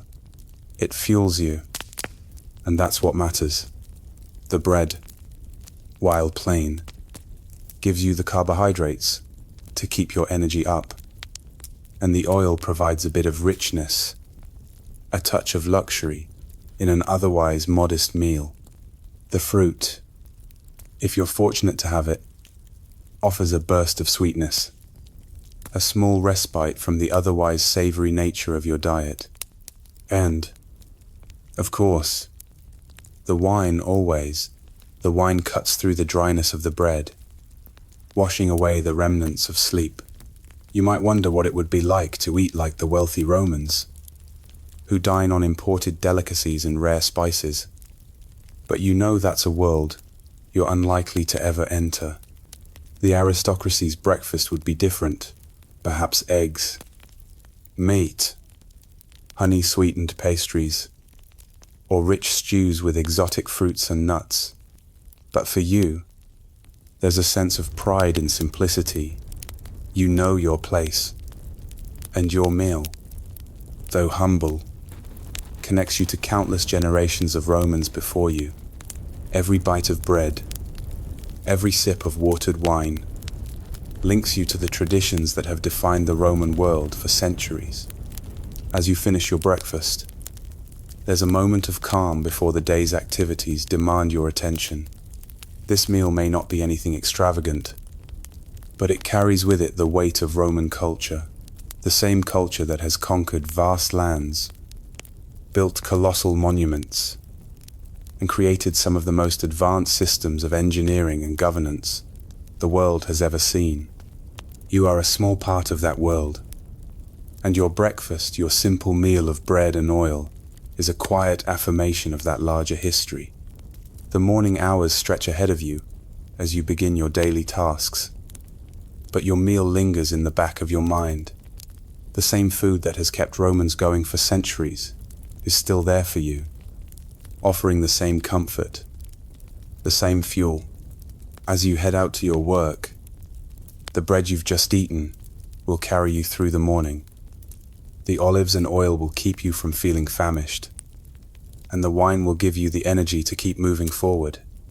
Even though the Roman world is vast, with its palaces and amphitheaters, you're connected to it by the food you eat.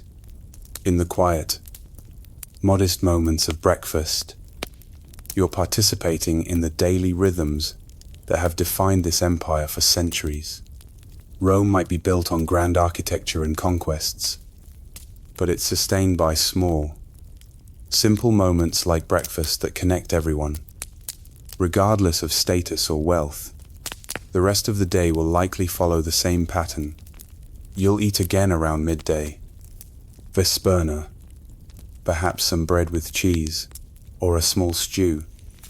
Always practical, always filling. There's nothing too fancy about it, but it gets you through the day. Lunch for most Romans, especially for the lower classes, was usually lighter than dinner, but it was just as vital. It could be a simple porridge, or perhaps a lentil soup. Whatever you had, you could be sure it would be a straightforward, no-frills affair that sustained you until Cena. By now, your body has adjusted to the rhythm of Roman meals: breakfast, lunch, and dinner. The meals may not be grand, but they're a necessary part of your existence. Cena in the evening may bring a bit more satisfaction, particularly if there's some garum to season your dish, or perhaps a vegetable stew with beans. Maybe, if you're lucky, there's fish or a small piece of meat, food that doesn't just fill your stomach but also reminds you of the larger world around you. A world where vast armies march, monumental buildings rise, and food plays an essential part in connecting everyone. So, as the day moves forward and the sun reaches its zenith, you carry with you the energy of your meal. As simple as it may have been, you're part of something larger than yourself, something that spans centuries of tradition, culture, and the simple act of eating, to live. The bread, the oil, the wine, they're all reminders of your place in this great Roman world. As the sun continues its steady march across the sky, you move into the afternoon hours, and with them, the inevitable pull of the next meal.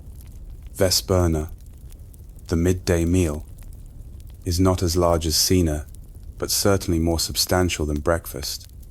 For many Romans, this was a break in the day, and a moment to eat and rest before returning to their tasks. The midday meal is usually simpler and more utilitarian, reflecting the routine, hard-working nature of the Roman lower class. You might find yourself sitting in the quiet shade of your home, or under the awning of a nearby courtyard, breaking bread with others, and resting your weary body before returning to your labor. The typical Vesperna might consist of bread, cheese, and perhaps a small portion of olives. If you're feeling particularly lucky, You might have a bit of leftover pulse from earlier in the day, perhaps a bowl of lentils or a vegetable-based stew. The simplicity of this meal mirrors the reality of Roman life for the common folk. You can't afford the luxury of an indulgent lunch. But what you eat is enough to keep you going. There's no extravagance in your midday meal, but there's a certain satisfaction in its steadiness.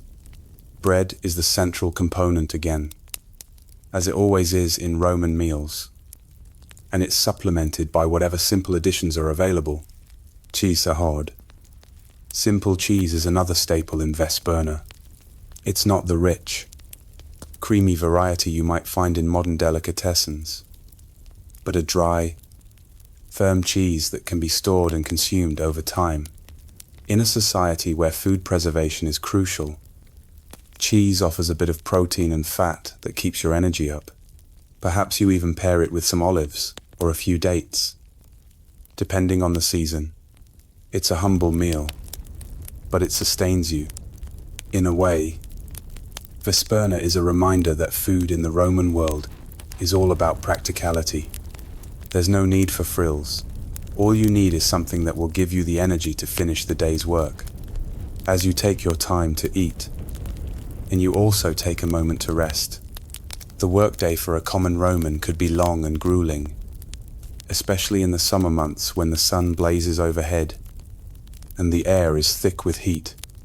Midday meals like Vesperna give you the chance to recharge before pushing forward. You might not have the luxury of lounging in a villa or relaxing with a lavish banquet like the elite, but the respite is no less necessary.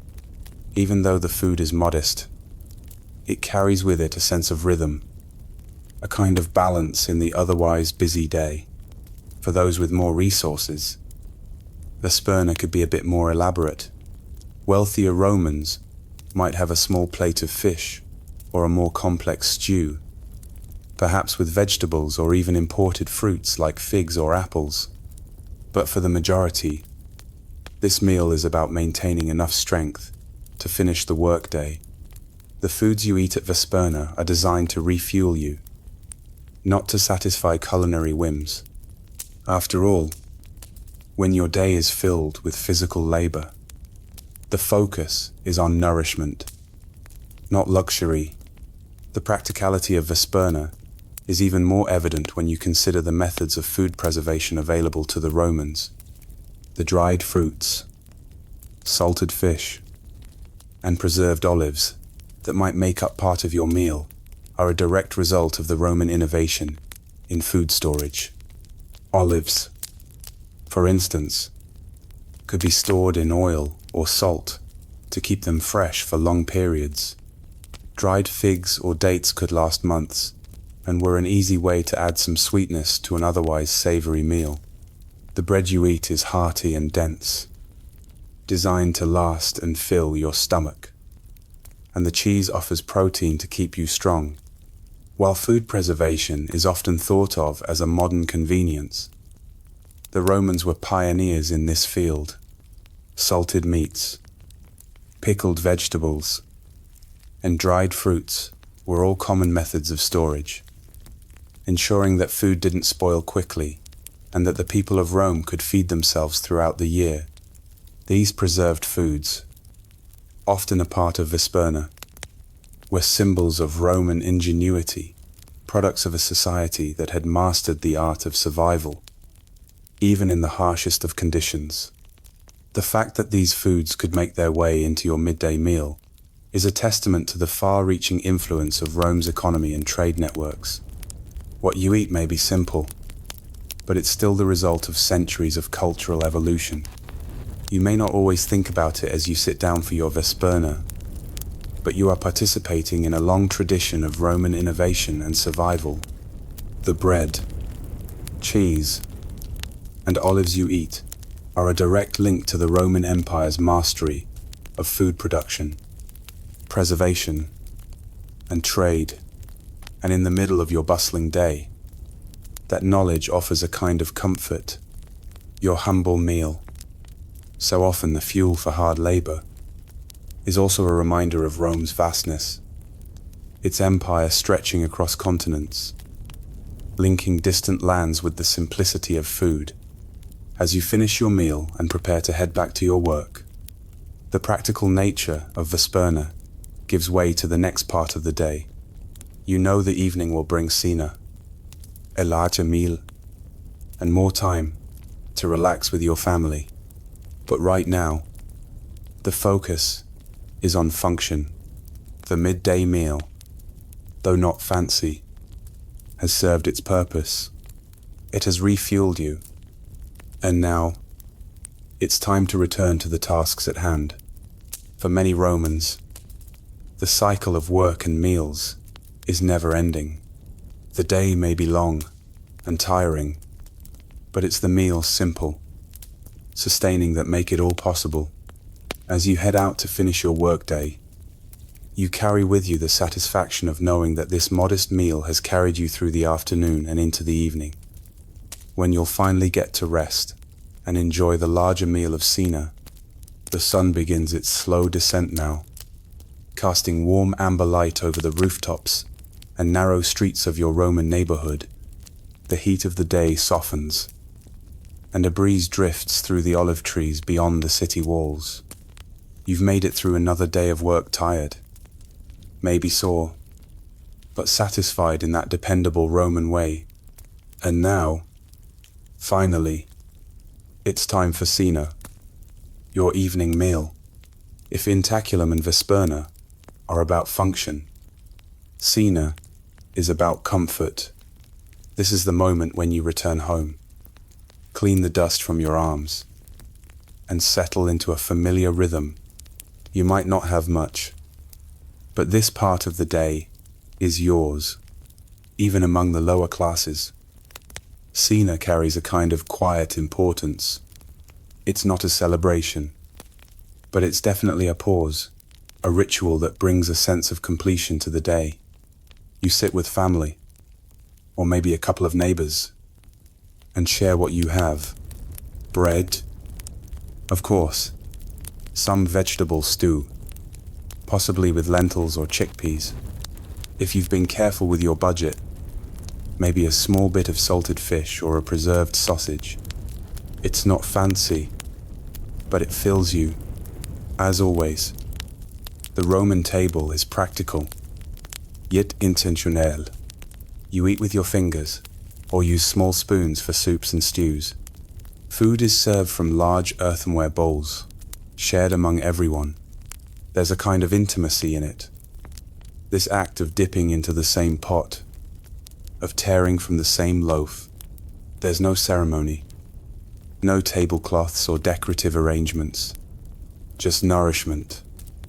Shared honestly, you dip a piece of bread into the oily broth, bite into a handful of olives, and sip a little watered wine light, but refreshing after a long day. Still, even in this simplicity, there's variety, depending on the season. Your stew might include garlic, onions, leeks, carrots, or avonbates. Romans aren't afraid of bold flavors, and if you've got access to herbs like thyme, mint, or coriander, your food can carry surprising brightness. A splash of vinegar, or a bit of defrutum, a reduced grape musk can lift even the plainest of dishes. You might add a spoonful of garum. Of course, you always do. That salty, fermented fish sauce that seems to go with everything. For Romans, it's less of a condiment and more of a life philosophy. You either love it, or you learn to. And tonight, like always, it hits the spot. Now and then, there's dessert. Not the cakes or creams you might expect, but something more grounded. Perhaps some fresh fruit, figs, apples, or grapes, if they're in season. Maybe a touch of honey, drizzled on bread or cheese.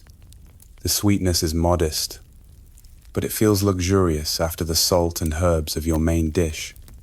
You let yourself linger over it, chewing slowly, savoring this tiny reward at the end of the day. In richer homes, of course, Cena is a whole different experience. It can stretch for hours, with course after course, brought in by servants, roasted meats, délicates pastries, even peacocks and flamingo tongues, if you can believe it. There are performances, poetry readings, music, but that world feels as distant from yours as the stars. For the average Roman, food isn't a show, it's a daily anchor. And even if your cena is just bread, porridge, and olives, it still serves that purpose. It even among common folk. Special occasions change the tone of this meal. During religious festivals or family celebrations, you might splurge. You'll prepare a larger pot of stew, open a slightly better amphora of wine, maybe even buy some fresh fish from the market. These moments matter, not because the food is fancier, but because they remind you that life in Rome, while hard, is also full of moments worth marking. Food is how you do that. A birthday, a wedding, the birth of a child cena becomes a small feast, and everyone gathers around the bowl with laughter and stories. Interestingly, historians still argue whether the lower classes regularly ate meat, or if it was truly a rare treat. Some records suggest a diet based mostly on grains, legumes, and vegetables, while others hint that small portions of meat, particularly pork, were more common than we assume. It likely depended on location, occupation, and luck. But for you, meat is never guaranteed.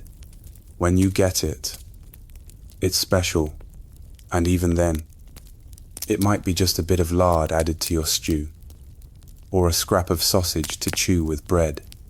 Yet somehow, that small addition transforms the whole meal. And now, as the light fades and the lamps are lit, there's a deep calm that settles over your home. Your stomach is full, your family is nearby, and the noise of the day has softened into a peaceful hum. Someone might hum a tune, a child laughs in the distance.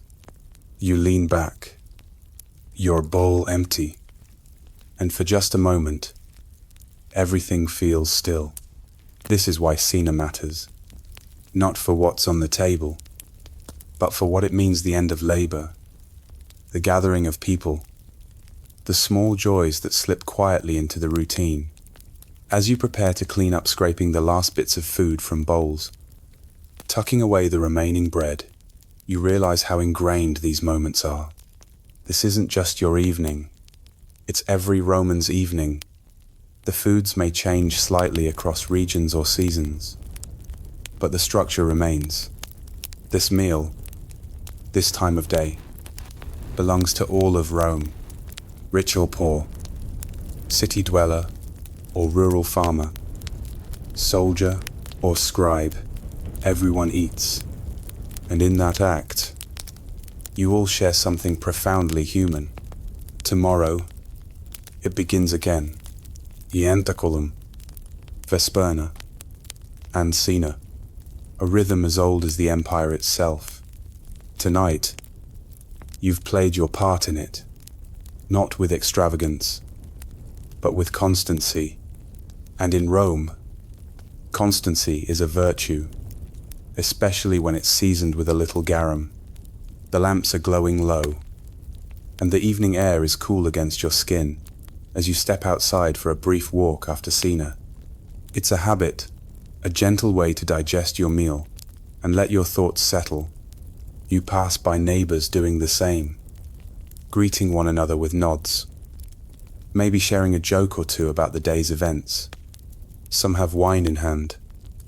Others hold small baskets of food, remnants meant for livestock or compost. You breathe in deeply, the scent of olive oil, baked bread, and smoky hearth still lingers in the air. Even in this quiet hour, food is never far from your mind. And tonight, your thoughts wander to the incredible diversity of what Roman cuisine includes, not just what you eat daily, but the regional and imported ingredients that move through the empire. After all, Rome isn't just a city, it's the center of a sprawling network of peoples and places, each contributing their own flavors to the Roman table, from Egypt's wheat to Spain's olives, Gaul's cheeses to the spices brought in from the east. Your food, yes, even your simple stew, is part of a much bigger story. The Roman pantry is surprisingly global, and you're beginning to understand that even your most basic meal likely carries echoes from distant lands. The lentils in your pot, probably imported from Egypt or North Africa.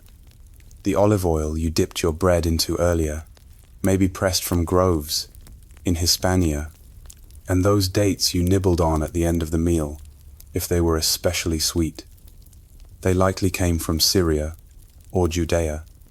Rome may be the heart of the empire, but its stomach stretches across continents. It's hard to overstate how critical trade is to Roman food culture. Grain from Egypt is Rome's lifeline. Without it, the city starves. Every year, ships loaded with wheat sail across the Mediterranean to fill Roman granaries. You've seen the grain markets, the endless sacks, the steady flow of carts, the men calling out weights and prices. Bread, the cornerstone of your meals, depends entirely on this system working. And most of the time, it does. But when it doesn't, when the grain ships are late or storm-battered, you feel it. Prices rise, rations tighten, and suddenly your daily loaf is half the size. And it's not just staples. Luxury foods ride the same trade routes. Black pepper, cinnamon, cardamom all arrive in little pouches from faraway lands. You don't see these spices often. Of course, they're for the elite. Mostly, but you've heard of them. You've smelled them once or twice at market stalls. And maybe, just maybe, you've tasted a hint of pepper in someone's festival stew. It burns on the tongue, sharp and alien, a reminder of how big your world really is. But not everything on the Roman table is imported. Local gardens, markets, and small-scale farms provide plenty of the everyday fare. You might grow a few herbs yourself, thyme, mint, perhaps some rue or dill. A neighbor raises chickens, offering eggs now and then. The tanner's wife barters pickled onions from her small plot in exchange for help with repairs. These tiny exchanges, these quiet networks of neighborly trade, are as essential as the empire-wide systems. They're how you survive day to day, especially when coins are scarce. And then there are the street vendors. You hear them every morning and evening, calling out what they've got, hot and ready. Chickpea, pancakes, grilled fish, honeyed nuts. They make their rounds through the streets, their trays steaming, their baskets rattling. You might buy from them when your pantry is bare or when you want something warm and fast. They offer convenience, Rome's version of takeout. Not always the cleanest, and not always trustworthy, but sometimes exactly what you need, especially after a long day. Historians still argue whether the lower classes relied heavily on these vendors, or if most people cooked their own meals. Some evidence suggests that apartment dwellers in insulae, those towering, flammable tenements you call home, had limited cooking facilities, making vendor food more common than you might expect. Others insist that cooking in communal hearths or small stoves was still the norm. Either way, your reality probably lies somewhere in between. You cook what you can, when you can, and fill the gaps with whatever's available: vendor meals, neighborly trades, preserved foods from market stalls. And let's not forget the festivals, those glorious days when food is everywhere, free, abundant, and joyfully chaotic. During Saturnalia, for instance, even the poorest citizen might find themselves with a plate of roast pork, sweet pastries, or mulled wine. The city transforms into a carnival of food and generosity. You remember last year's Saturnalia feast vividly. Someone shared a honey cake with you, rich, golden, dusted with sesame seeds. You barely spoke as you ate it, savoring each bite like a gift from the gods. And speaking of the gods, food is never far from the sacred in Roman life. Offerings are made daily, small libations of wine, crumbs of bread, a piece of fruit left on a shrine. You do it too. It's habit, not ceremony. Before you eat, you offer a quiet thanks to household spirits, the Lares and Penates. It's not about fear or obligation. It's respect. You share a bit of what you have, even if it's just a crust of bread, even if you're not sure anyone is really listening. As you walk back home under the starry Roman sky, the night cool and quiet now, you feel the steady fullness of the day. The food you've eaten, simple as it was, came from many places and carried many meanings. It was fuel, yes, but also comfort, culture, memory, trade, survival. Every bite part of a much larger pattern, a system that links emperors and peasants, temples and taverns, cities and farms. Tomorrow will bring more bread, more olives, more of the same, and yet not the same, never truly the same, because each meal carries the day with it. What happened, who you shared it with, what was said, what was left unsaid. And that's what you'll take with you now. Back to your bed, back to your dreams, the taste of the empire, still lingering on your tongue. You're back home now, the soft flicker of your oil lamp casting long shadows across the wall. The room smells faintly of the meal you just shared, stewed lentils, herbs, maybe a whisper of garum still hanging in the air. You ease down onto your straw mattress, or maybe a rough wool blanket laid out on wooden slats. The day is done, and your body sinks gratefully into rest.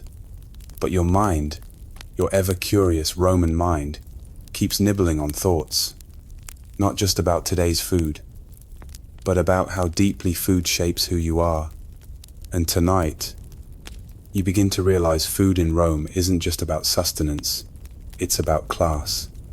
You don't need a philosopher's scroll to tell you that what you eat and how you eat, it says a lot about where you stand in Roman society. Meals are more than calories. They're quiet announcements of status. The types of food, the way it's prepared, even the timing of meals, all reflect your place in the social pyramid. You, a common Roman citizen, or perhaps a freedman, live one version of the Roman meal. The elite, an entirely different world. Let's start with the basics. Bread, as you know, is everywhere, but even bread comes in classes. The whiter the loaf, the finer the flour, and the higher the cost. You eat coarse, dark bread made with whole grain flour, and maybe a bit of bran. It's filling, dense, and does the job. But the wealthy, they dine on soft, white loaves sifted to near perfection, practically glowing in their baskets. Their bread almost melts in the mouth. And yes, they make sure everyone sees it. And then there's wine. You drink yours, cut with water, standard practice in Rome. No one drinks wine straight unless they're asking for a headache or a reputation. But again, the quality of the wine matters. Your wine might be sour, sharp, maybe even a little vinegary if the batch has turned. You drink it anyway. The elite.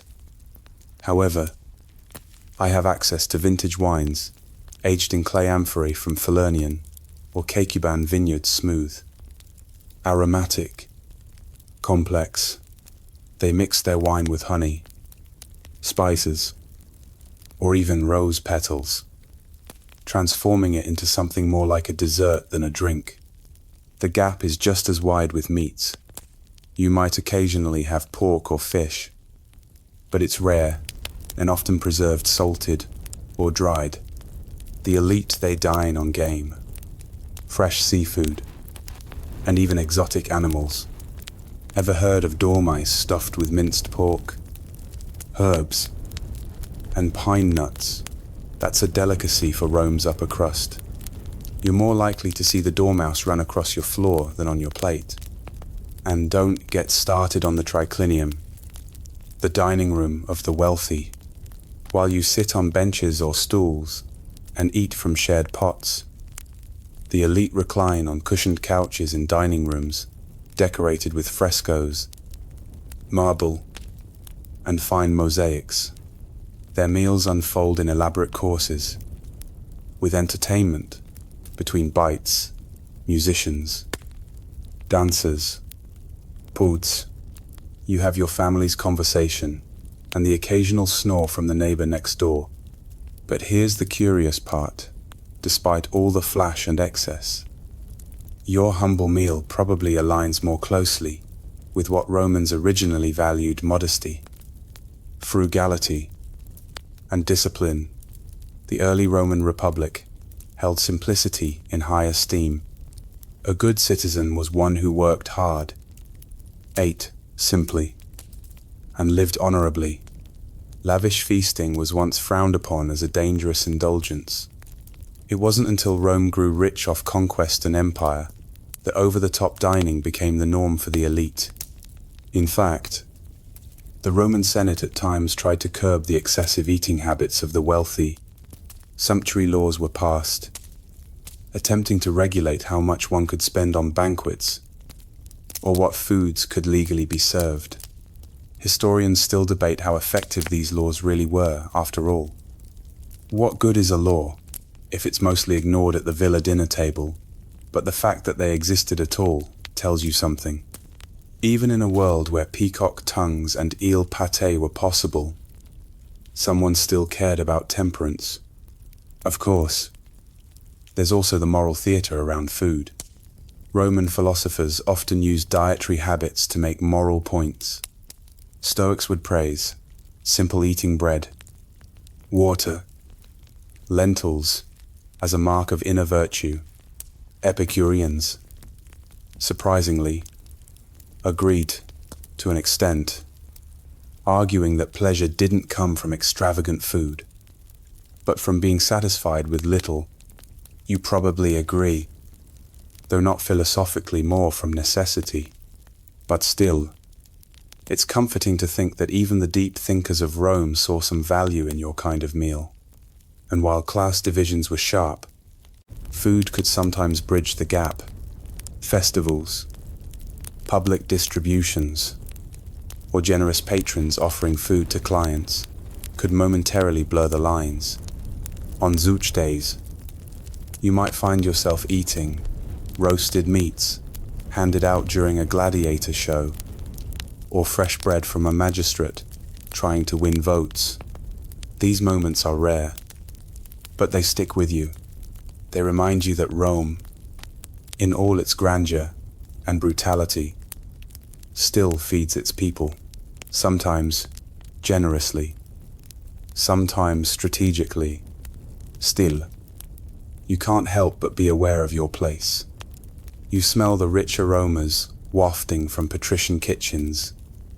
I see the delicacies displayed at feasts you're never invited to, and hear tales of courses that go on for hours. But you've also heard the complaints, the indigestion, the extravagance, the boredom masked by excess. And quietly, secretly, you're glad for your simple pot of stew and shared bread. It's honest. It's enough.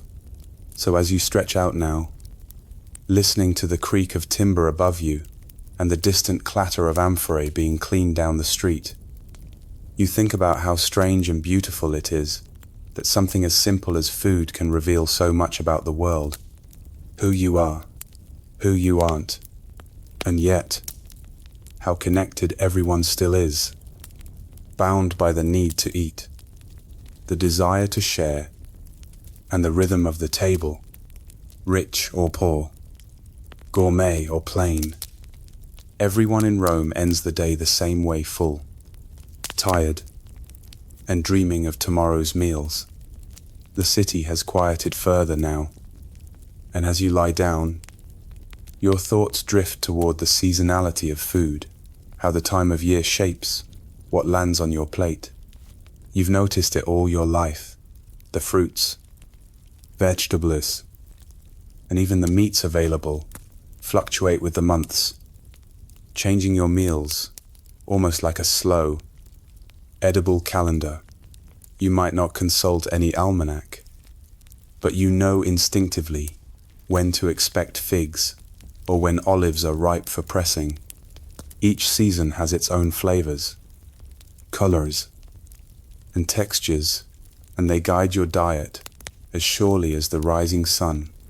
Spring brings fresh greens and herbs, wild asparagus, tendez lettuce, and young garlic are gifts from the earth, eagerly gathered from nearby fields or purchased fresh at the market. You savor the crispness of early peas, and if you're lucky, new chickpeas soft and sweet. It's a time for light, vibrant foods, perfect after the heavier fare of winter. Romans even prepare special dishes celebrating spring, like salads sprinkled with edible flowers or porridge made with freshly harvested barley.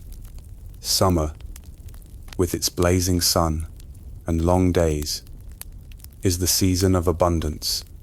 Figs ripen golden and sticky. Cherries and apricots fill baskets with their sweet fragrance. The markets overflow with tomatoes, although these came later in history.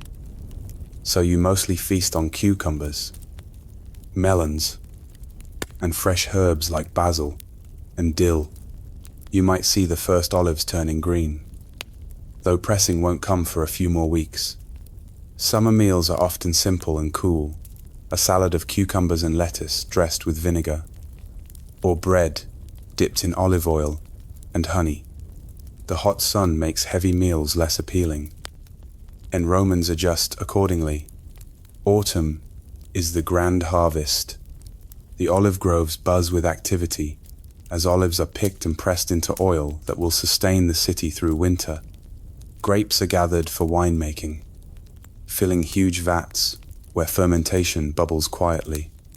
Apples, pears, and pomegranates decorate the markets in shades of red and gold. This is the time for richer, artificious pork roasts, stews thickened with pulses, and the first preserves. You can almost taste the earthiness in your meals, a grounding richness as the days grow shorter and colder. Winter is leaner, but still not without its pleasures. Root vegetables, carrots, turnips, and parsnips form the backbone of your diet, slow cooked in stews to coax out their sweetness.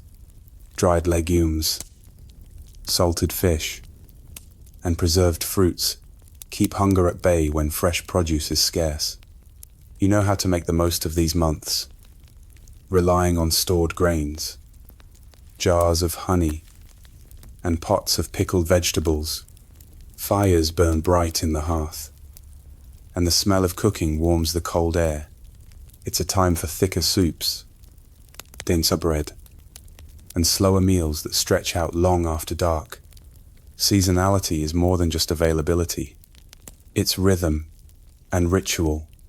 The changing foods mark time and celebrate the natural world. You notice how certain festivals align with harvests.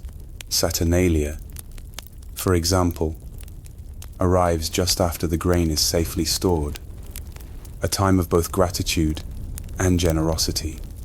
The winter solstice is welcomed with special feasts, and spring's return brings hopes of new growth and fertility. Even your simple meals feel connected to these larger cycles, grounding you in a world that is always turning.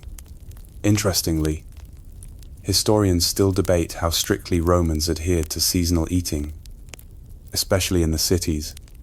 Some evidence suggests that trade and storage methods allowed for surprising variety year-round, especially among the wealthy. Others argue that fresh, seasonal foods were the norm for most people, more out of necessity than preference. Either way, you recognize the truth in both views. Sometimes, you get exotic foods in winter. Other times, you eat root vegetables, because that's all there is. And that brings you to the question of preservation, a crucial skill in Roman kitchens. Without refrigerators, food must be stored in other ways. Salting, smoking, drying, and pickling are your best friends. You keep jars of olives cured in brine, strips of salted pork hanging from hooks, and dried figs in woven baskets. These methods extend the life of foods beyond their natural season, letting you taste summer in the heart of winter. The smell of curing meats or fermenting wine is part of your home's signature scent, familiar and reassuring. But preservation has its quirks. Salted fish, for instance, is a pungent treat, sometimes so strong it clears the sinuses in a way that feels like a minor punishment for your taste buds. And pickled vegetables can sometimes surprise you with unexpected bursts of sourness or texture. Yet, these quirks become comforts. They remind you of survival, of ingenuity, and of the care it takes to store the sun's bounty through colder months. Your pantry, modest as it is, holds a miniature timeline of the year's harvests and trades. Each jar and sack is a story, a summer day, a distant market, a neighbor's generous gift.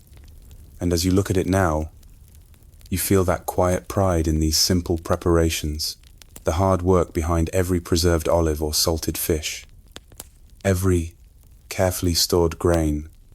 They're your insurance against hunger, your backup plan, your connection to the land and sea that feed you. So tonight, as you drift towards sleep, you hold on to the tastes of the seasons, fresh and green from spring, ripe and sweet from summer, rich and hearty from autumn, slow and comforting from winter. Each meal, each flavor, is a reminder of the world's cycles and your place within them. It's a small, delicious harmony that shapes your days and dreams alike. As the night deepens and your eyes grow heavy, your thoughts turn to the communal aspect of Roman eating, the bustling markets, noisy streets, and crowded dining halls where food and life mingle. Eating is rarely solitary in Rome. Even your quiet meal likely involved sharing space with neighbors, vendors, or family.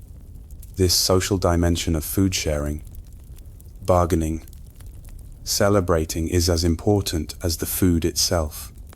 In fact, you could say Romans eat with their eyes, ears, and tongues all at once.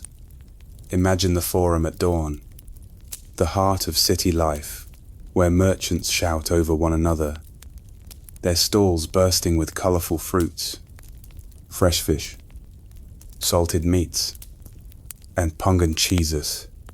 The market smells alive, with the mix of ripe fruit, sea brine, and the faintest hint of garbage, you weave through the crowd, perhaps stopping to chat with a familiar fishmonger or haggle with a vegetable seller.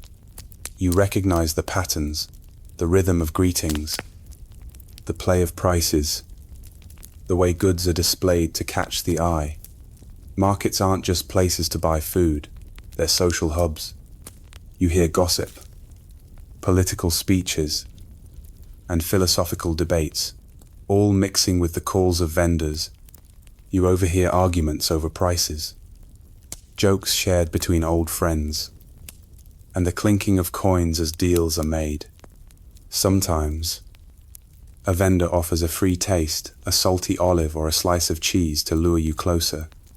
It's a lively theater, a place where food, economy, and society dance together, even inside homes. Meals are social performances. Your family likely gathers around a simple table or shared platter, talking about the day, sharing news, and passing dishes. In wealthier homes, dinner parties become elaborate spectacles, with guests reclining on couches, waiting on slaves, and engaging in conversation that ranges from politics to poetry. The triclinium is not just a place to eat, it's a stage for status and influence. And let's not forget the street food scene, the Roman version of fast food, bustling with vendors, selling everything from chickpea fritters to warm breadsticks dipped in honey.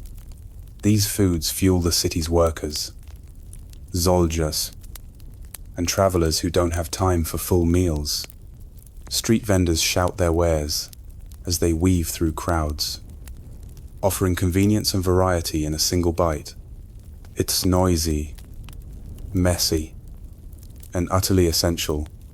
Historians still debate how much the lower classes relied on these street foods versus home cooking. Some argue that cramped insulae apartments made cooking difficult, pushing many to rely heavily on vendors. Others suggest that cooking on small braziers was common, and street food was a special treat rather than a staple. Your own experience likely straddles these ideas. You eat simply at home, but occasionally indulge in vendor treats, especially during busy days. Food also acts as a currency in social relationships. Sharing bread or offering a jug of wine can build friendships, cement alliances, or show hospitality. You've probably experienced the goodwill generated by breaking bread with neighbors or offering a piece of fruit to a visitor. In a society built on patronage and obligation, meals are powerful social glue. They express trust, respect, and sometimes even subtle negotiation. Interestingly, food sharing customs vary by region and class, adding layers of complexity. What's normal in Rome might be scandalous in a distant province or vice versa. The Mediterranean's diversity means that a Roman might find a provincial feast exotic, or a simple countryside meal humble yet wholesome. This diversity reflects the empire's vastness and the fluidity of its culture. Even in religious life, communal eating plays a role. Sacrificial feasts, temple banquets, and offerings all involve groups coming together to share food, bless it, and reinforce bonds between humans and gods. You might have participated in such events, where food becomes sacred, symbolic, and deeply communal. As you lie back, the sounds of the city now softened into distant echoes. You realize how food connects every part of your life: work, family, faith, politics, and pleasure. It's not just about what you eat, but who you eat with and where.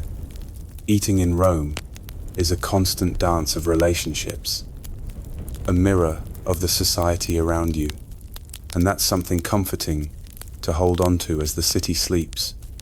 Tomorrow, the markets will reopen. the vendors will shout again, and the ancient rhythm of shared meals will continue. Until then, if you rest, wrapped in the warm, invisible embrace of Roman life's flavors and friendships, morning light filters softly through the small window as you wake, already smelling the promise of fresh bread baking nearby. The ritual of bread making is as ancient as the city itself, and as central to your daily routine as the rising sun. You know the value of a good loaf crisp crust, heavy crumb, and the faint tang of fermentation that tells you it was properly leavened.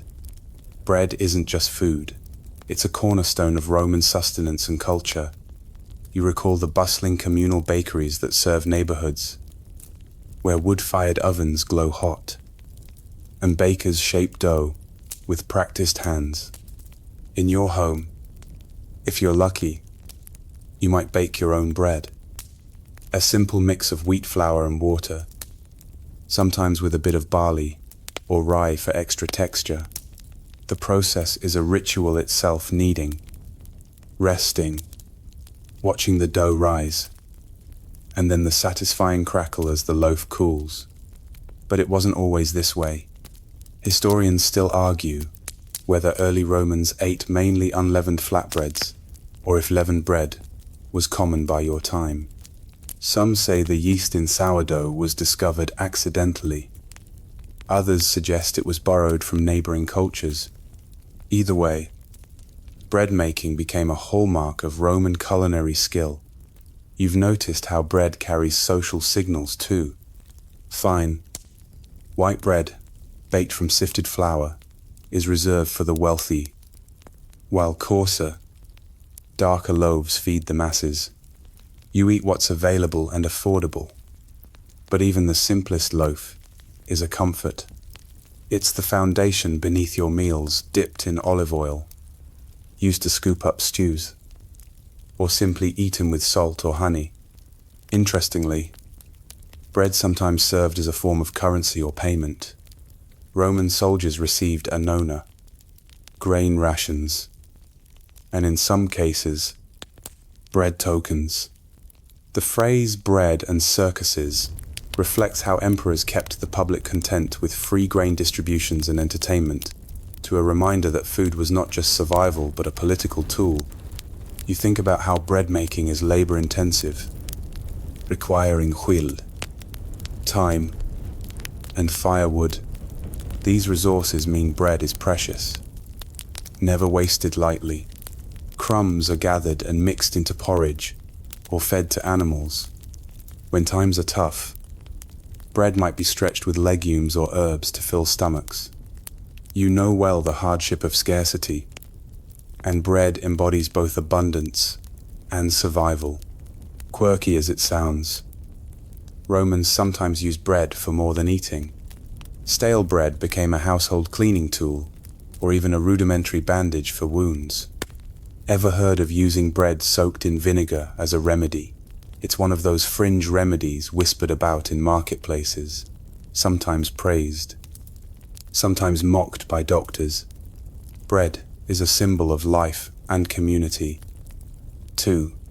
Festivals often involve sharing loaves among neighbors, and bakers sometimes dedicate their ovens to gods like Ceres, goddess of grain.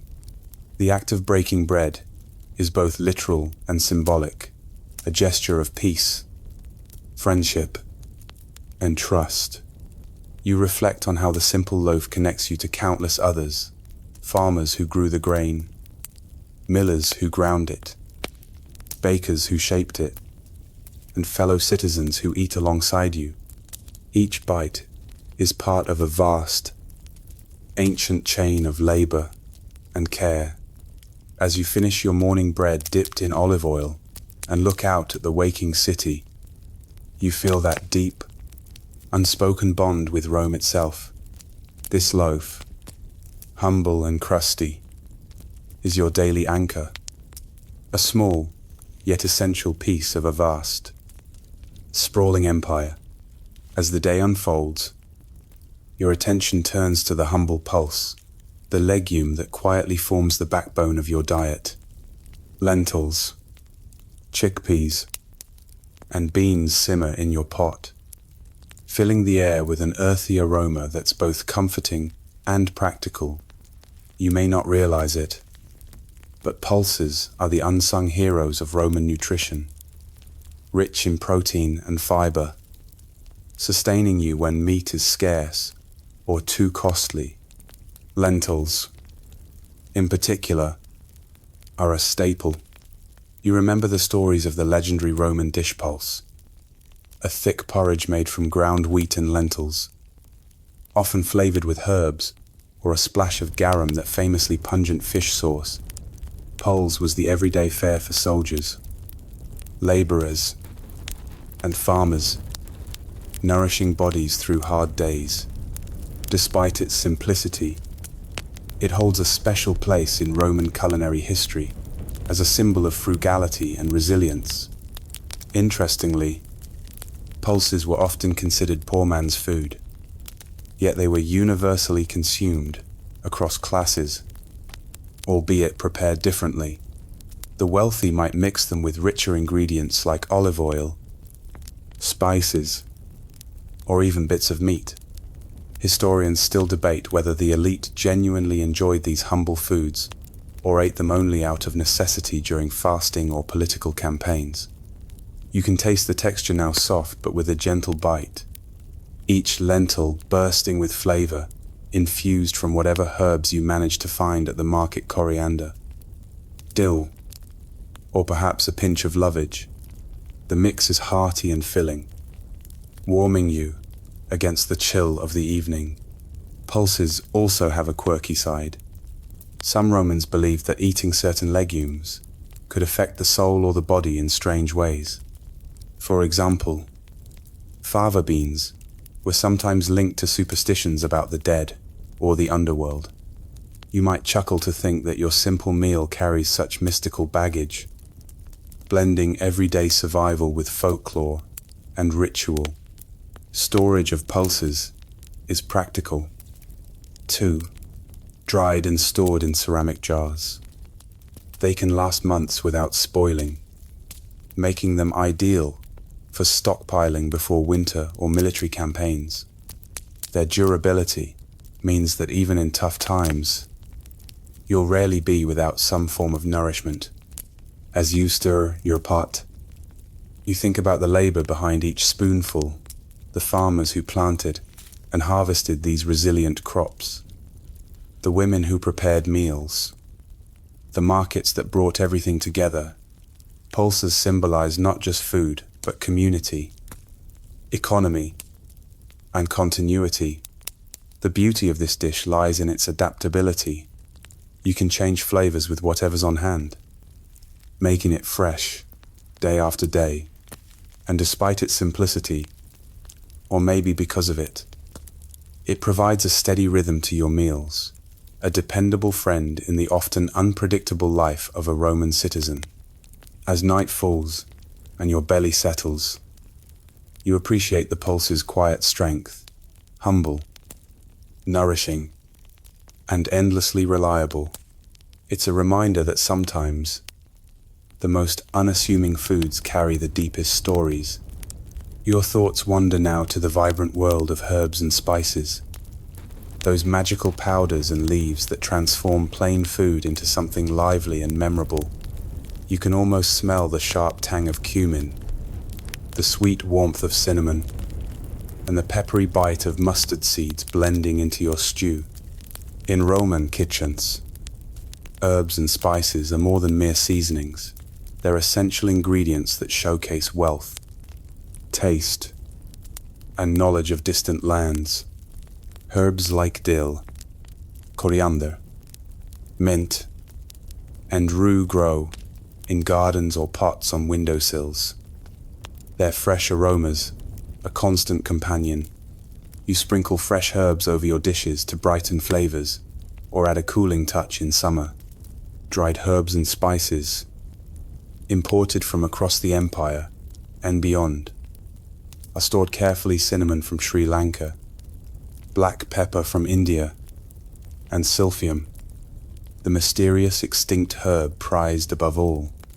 You might not realize it, but Roman cooks had a sophisticated sense of flavor combinations, using herbs and spices to balance sweet, sour, salty, and bitter. The famous garum fish sauce, for example, is often blended with herbs to create complex sauces that elevate simple ingredients. This culinary artistry is a hallmark of Roman gastronomy and a way to display cultural sophistication. Interestingly, historians still argue about the accessibility of spices. While the wealthy flaunted exotic spices, did the common people also enjoy them in small amounts? Or were they largely out of reach? Archaeological finds suggest some spices made their way into everyday kitchens. But how often and how much remains debated. Spices also carried medicinal and symbolic weight. Mustard, for example, was thought to aid digestion, while coriander was used to ward off evil spirits. Rue was a protective herb, and rosemary was associated with memory and remembrance. This blend of culinary and medicinal use shows how deeply intertwined food and health were in Roman thought. Trade routes for spices were long and perilous, linking Rome to far-off places like India, Arabia, and Africa. The presence of these spices in your kitchen connects you to a vast network of merchants, sailors, and traders. It's humbling to realize that each pinch of pepper or cinnamon traveled thousands of miles before reaching your table. On a quirkier note, some spices were subject to fashion and fads, appearing suddenly in recipes before falling out of favor. The now lost silphium was once so prized it was worth its weight in silver but disappeared due to over-harvesting. Its exact taste remains a mystery, adding a touch of lost wonder to your culinary imagination. You ponder how your own palate has been shaped by these herbs and spices, how a simple meal could be transformed with a handful of fresh leaves or a dash of fragrant powder. They bring variety and excitement to everyday eating, reminding you that food is not just sustenance, but pleasure and art. As the evening draws on, you feel gratitude for the subtle magic of herbs and spices, their power to awaken senses, link worlds, and add layers of meaning to every bite. They are tiny treasures in the great mosaic of Roman food culture. Night deepens, and your thoughts drift to the curious, sometimes surprising role of fermented foods in your diet. Fermentation is an ancient technique that preserves and transforms food, creating bold flavors and unexpected textures. You're probably familiar with garum, the quintessential Roman fermented fish sauce that flavors countless dishes. But it's just the tip of the iceberg. Garum is everywhere in kitchens, markets, and even street stalls, made by layering fish, herbs, and salt in large vats, then leaving the mixture to ferment for months under the sun. It results in a pungent, savory liquid that's poured sparingly over everything from vegetables to meats. You've gotten used to its strong aroma, which some visitors describe as that unforgettable fishy punch. It's an acquired taste, no doubt, but it unlocks a world of umami that's essential to Roman cooking. Fermented foods aren't limited to fish.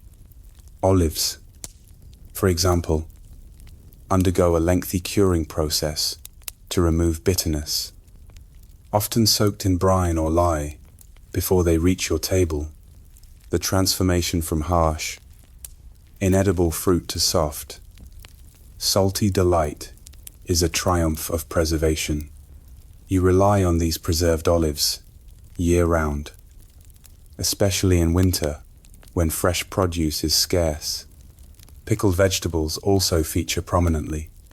Romans pickle cabbage, carrots, and even fruits like quinces in vinegar or brine. These tangy accompaniments provide contrast to rich dishes and add variety to your palate.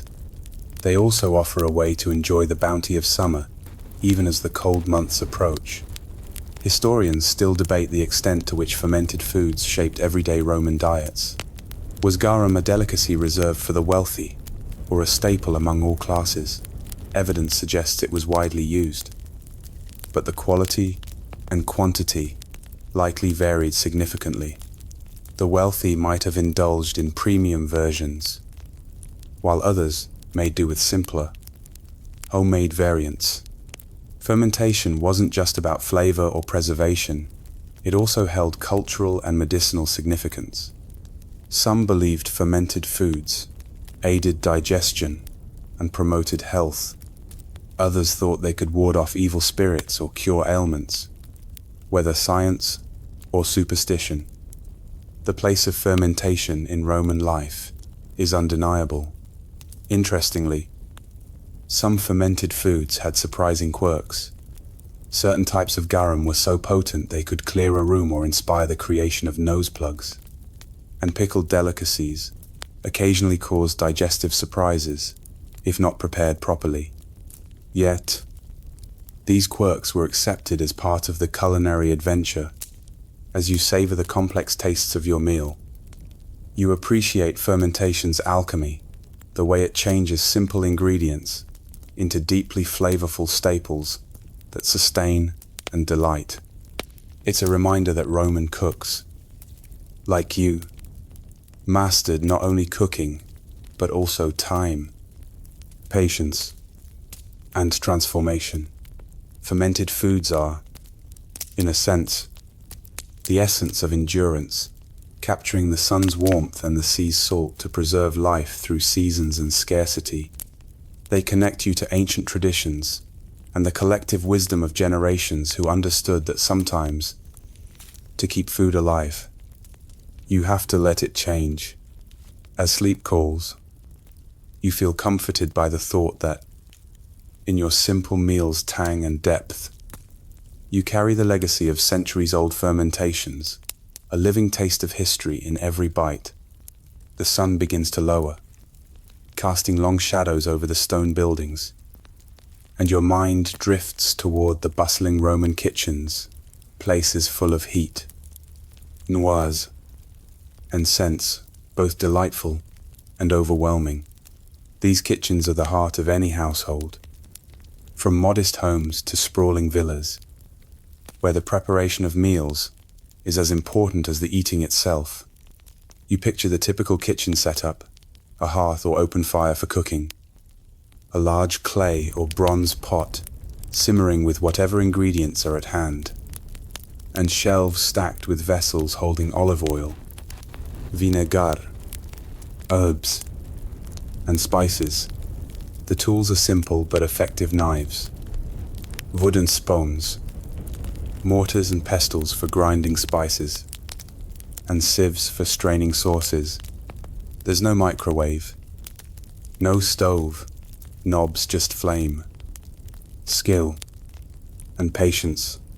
Smoke curls toward the ceiling, and the air is thick with the smell of roasting meat or baking bread. Slaves, servants, or family members bustle about, chopping vegetables, stirring pots, or pounding herbs into paste. In wealthier homes, the kitchen can be an elaborate affair with multiple cooks and specialized utensils. While poorer households manage with minimal equipment, cooking methods vary widely. Boiling, roasting, frying, and baking are common. Stews and porridges simmer slowly, melding flavors into hearty comfort. Grilling on open flames is prized for its smoky aroma. Sometimes, food is cooked in earthenware pots, buried in embers, a technique that keeps moisture and flavor locked in. You might be surprised to learn that Romans sometimes used hot stones or ceramic tiles to cook flatbreads or pancakes.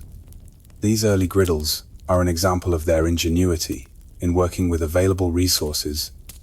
Interestingly, The kitchen is also a place of innovation and experimentation.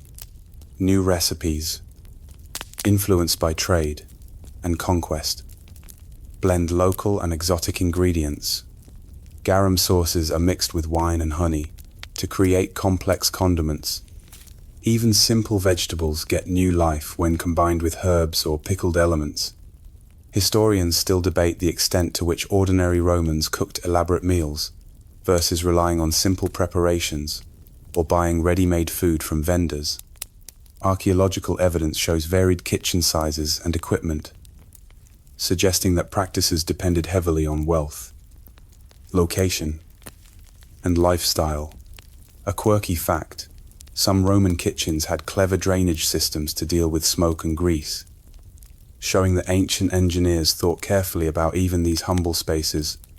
Others included small shrines or offerings to household gods, asking for blessings on the food and safety for those preparing it. As you imagine your own kitchen, modest or grand, you appreciate the rhythms of meal preparation, the chopping, stirring, tasting, and adjusting. Cooking is a daily ritual, a form of care that nourishes both body and soul. You close your eyes for a moment and breathe in the imagined scents, the caramelizing onions, crushed garlic, and bubbling stews, knowing that these humble kitchens are where the magic of Roman food truly happens. Here, the tradition meets creativity, turning simple ingredients into the meals that sustain an empire. As twilight deepens, your thoughts turn to the role of wine, the beloved and ubiquitous drink that accompanies nearly every Roman meal. Wine is more than just a beverage. It's a social lubricant, a religious offering, and a signifier of status. You can almost hear the gentle clinking of ceramic cups as you sit among friends, sipping wine diluted with water, savoring its complex flavors. Unlike modern palates, Romans rarely drank wine straight.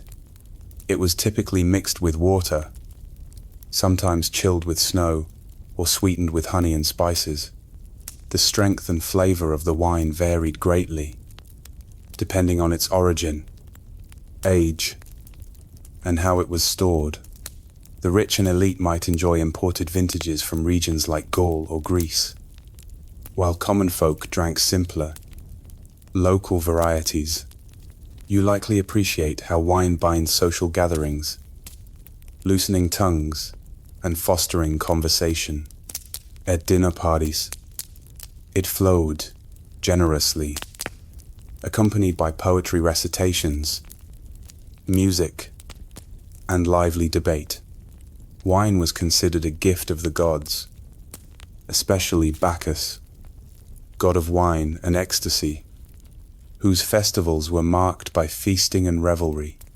Interestingly, historians still argue whether wine was a daily staple for all social classes or more of a luxury. Archaeological evidence shows widespread consumption, but quantities and quality certainly varied. Some suggest wine was sometimes replaced by posca, a diluted vinegar drink favored by soldiers and the poor for its thirst-quenching properties. The process of winemaking itself was an art and a science.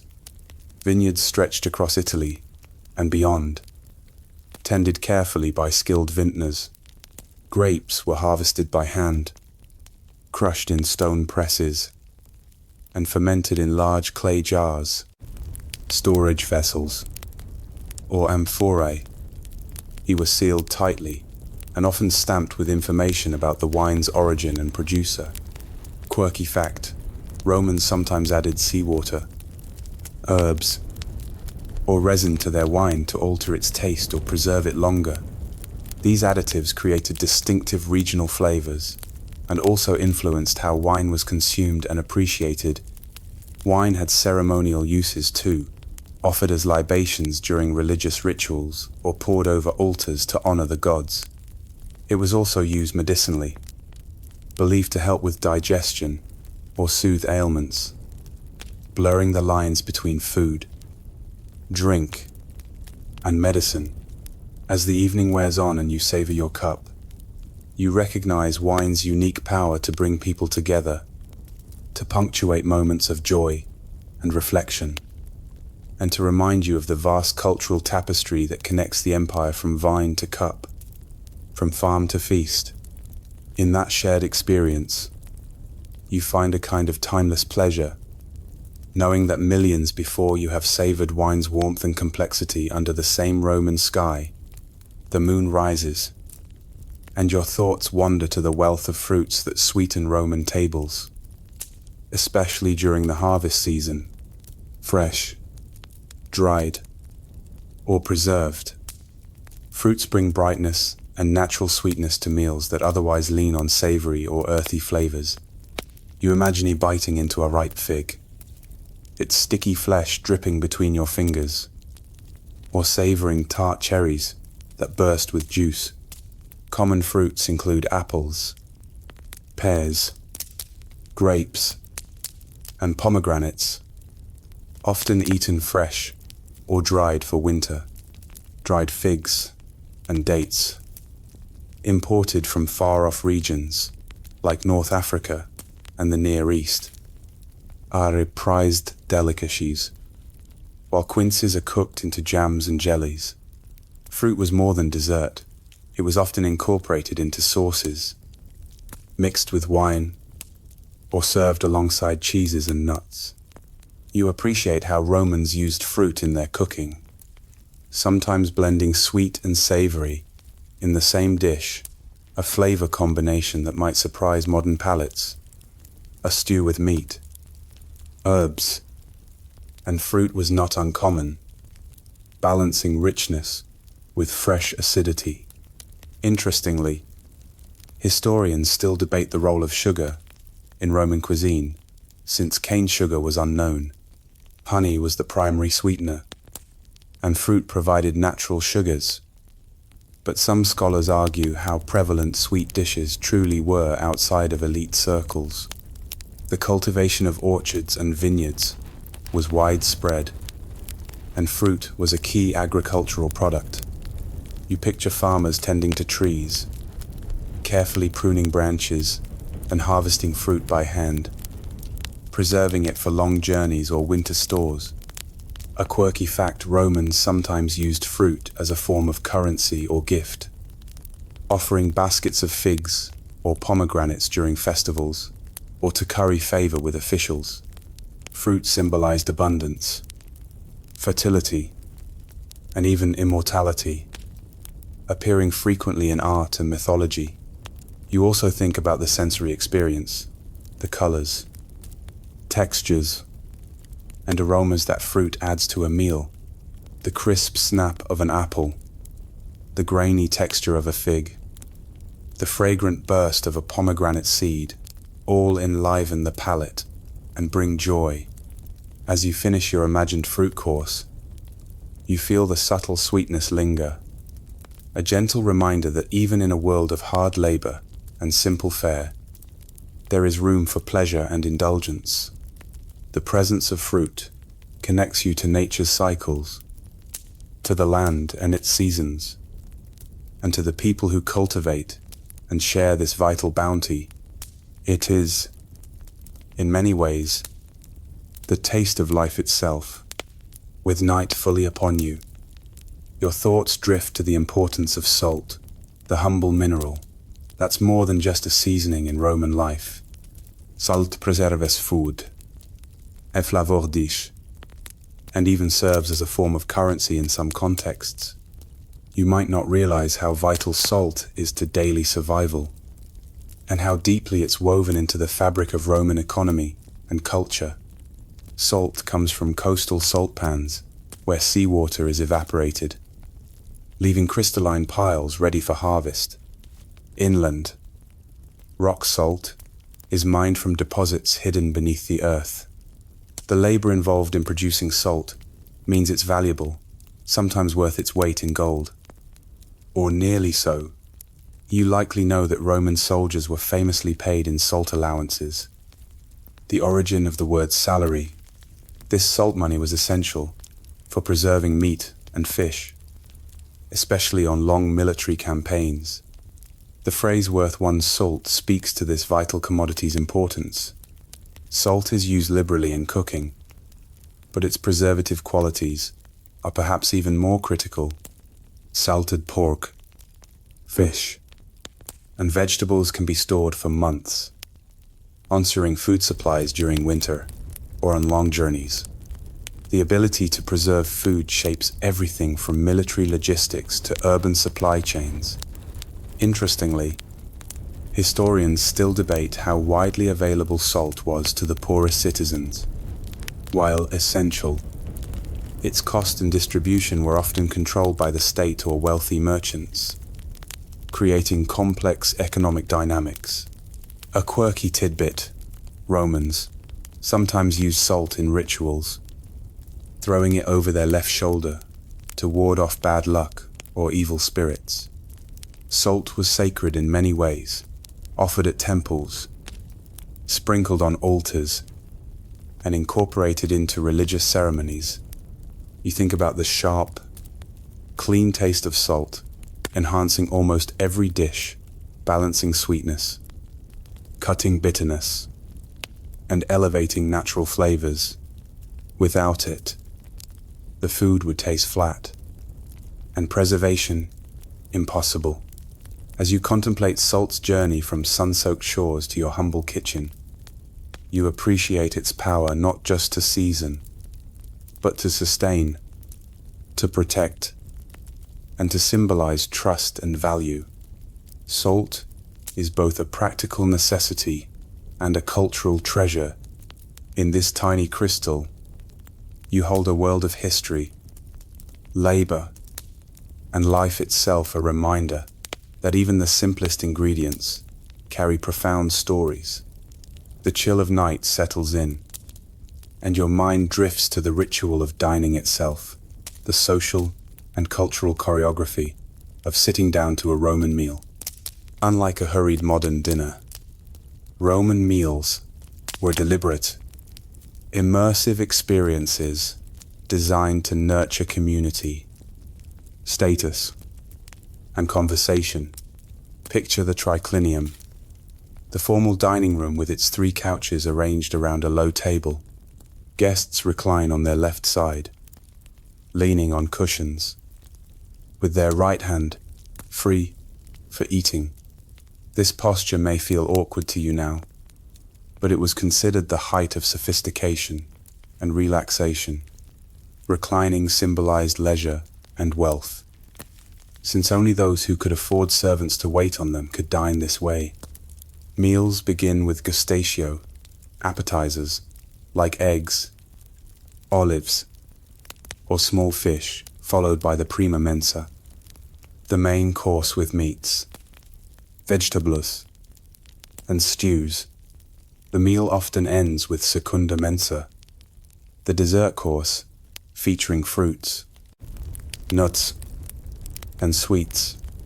Wine flows throughout, mixed with water, and sometimes flavored with herbs or honey. You notice that dining was a highly ritualized affair, with careful attention to etiquette. Hosts displayed their wealth through the variety and quality of dishes, while guests showed respect and good manners.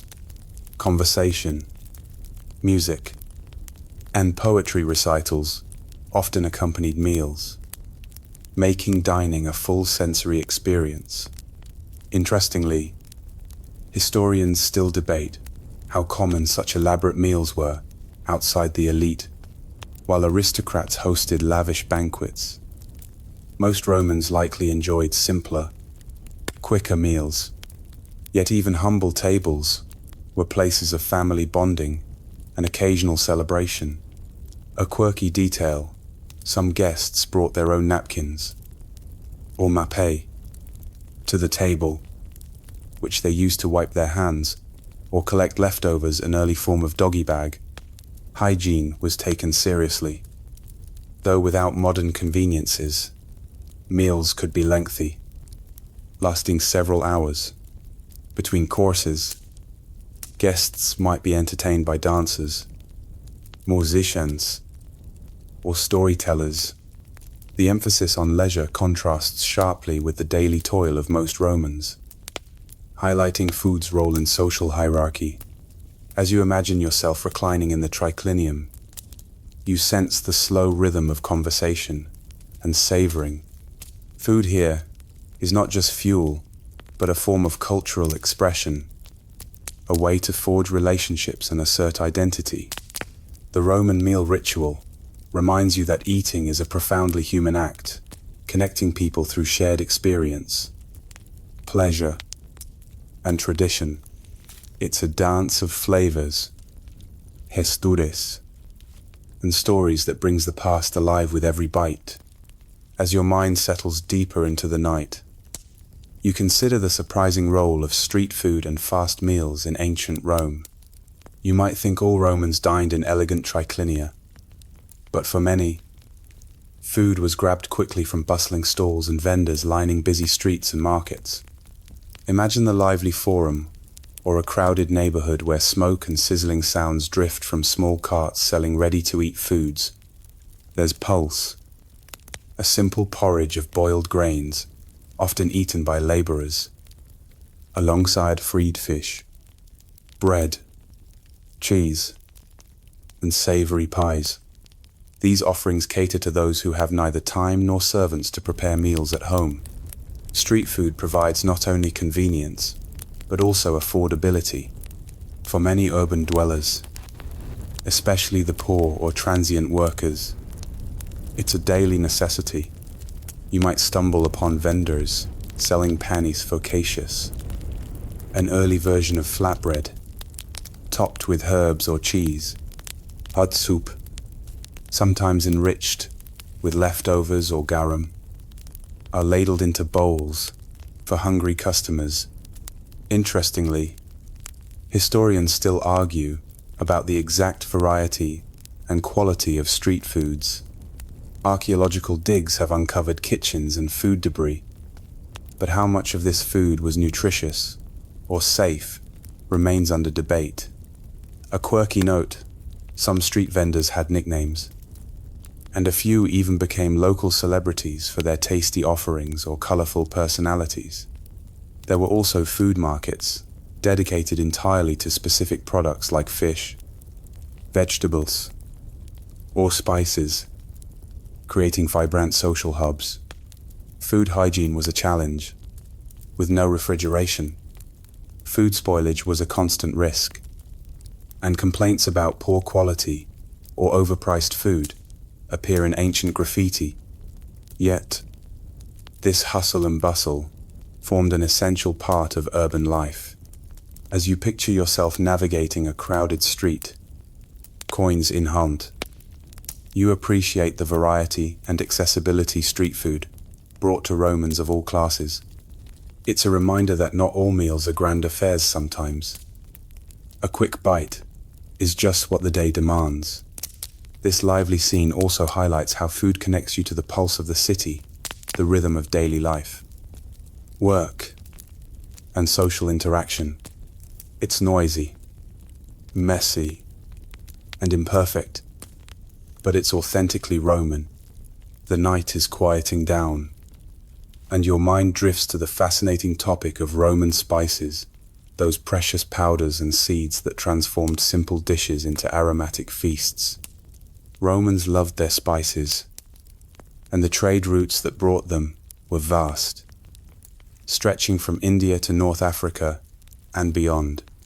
You imagine entering a bustling marketplace, where the air is thick with exotic scents, cinnamon, pepper, cumin, and coriander mingle with the smell of fresh herbs.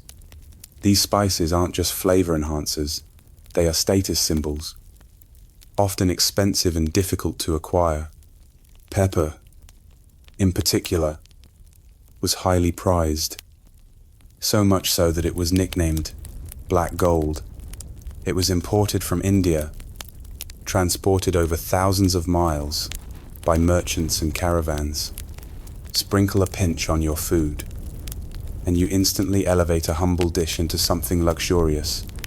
Spices were used judiciously. They were powerful, and sometimes masked the true quality of ingredients. Which raises the question, historians still debate, were spices used to enhance genuinely good food, or to disguise poor quality? You might be amused to learn that Romans also used spices medicinally, believing they could cure ailments or boost health. Spices were part of apothecaries' inventories, blending culinary and medicinal knowledge. Interestingly, some spices were believed to have aphrodisiac properties. A sprinkle here, a dash there, and dinner might take on a different flavor, both literally and figuratively.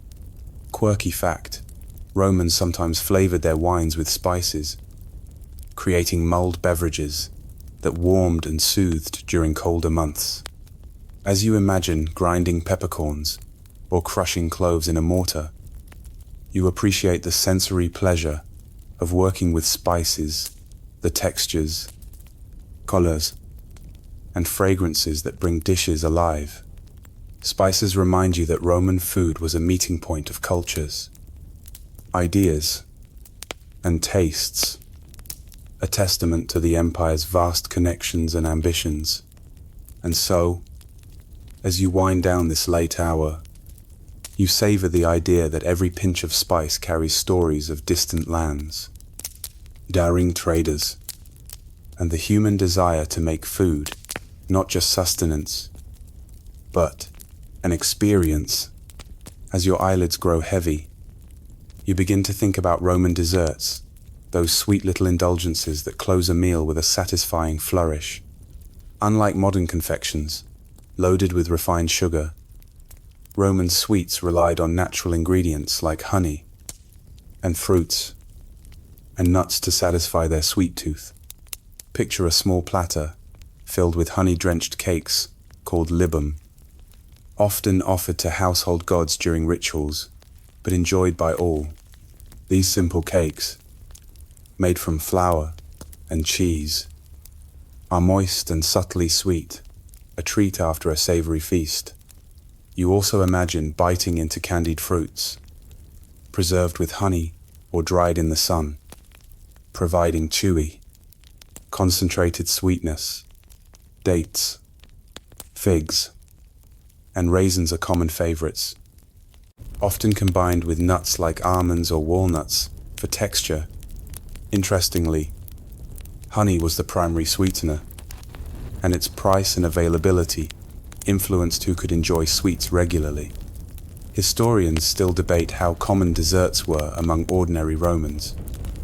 Given honey's value and labor-intensive production, a quirky fact, Romans sometimes made ice cream-like treats by mixing snow or crushed ice from mountaintops with honey and fruit juices, a rudimentary but refreshing dessert. Especially in summer, desserts often appeared at the end of grand banquets, but they also had ceremonial significance. They were used in offerings to gods and during festivals, symbolizing abundance and gratitude. You might smile at the variety of shapes and flavors in Roman sweets, some shaped like animals or decorated with colorful nuts and seeds, reflecting artistry and care. As you imagine your own dessert course, you recognize how these sweet endings provide not just pleasure, but a sense of completion and celebration. Roman desserts, simple yet thoughtful, show that even in a world without modern sugar, people found ways to indulge and delight their senses, savoring sweetness as a precious pleasure.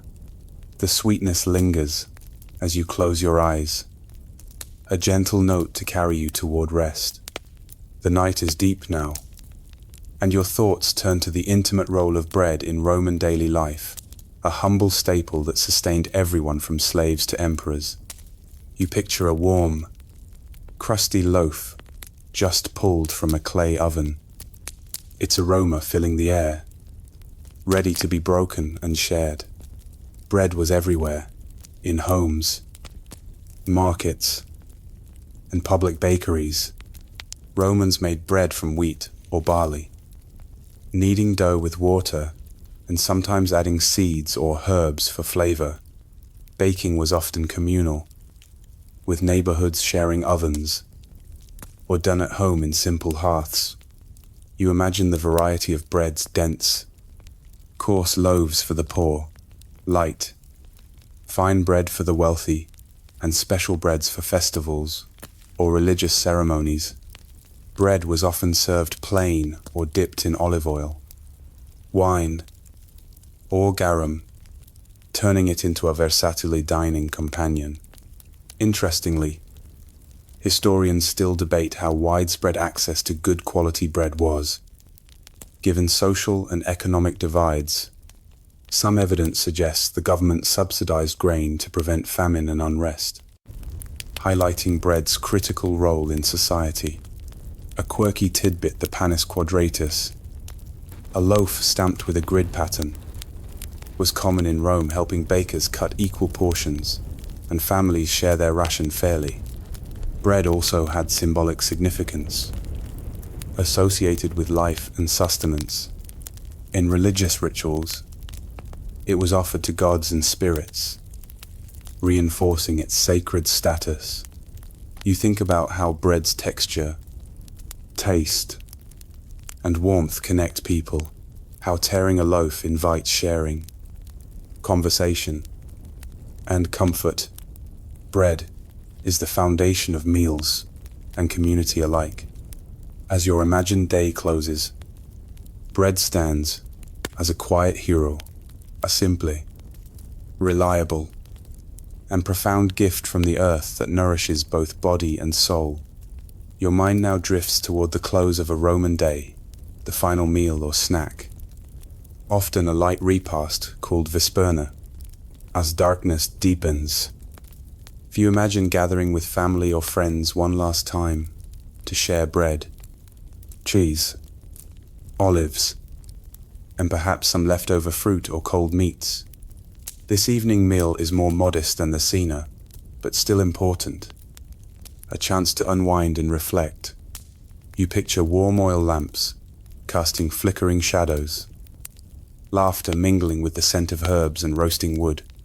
Vesperna is practical and comforting, often eaten standing or seated casually, contrasting with the more formal reclining dinners of earlier hours. For many, it's a simple but satisfying way to end the day's work and prepare for rest. Interestingly, historians still debate how widely the evening meal was observed across social classes.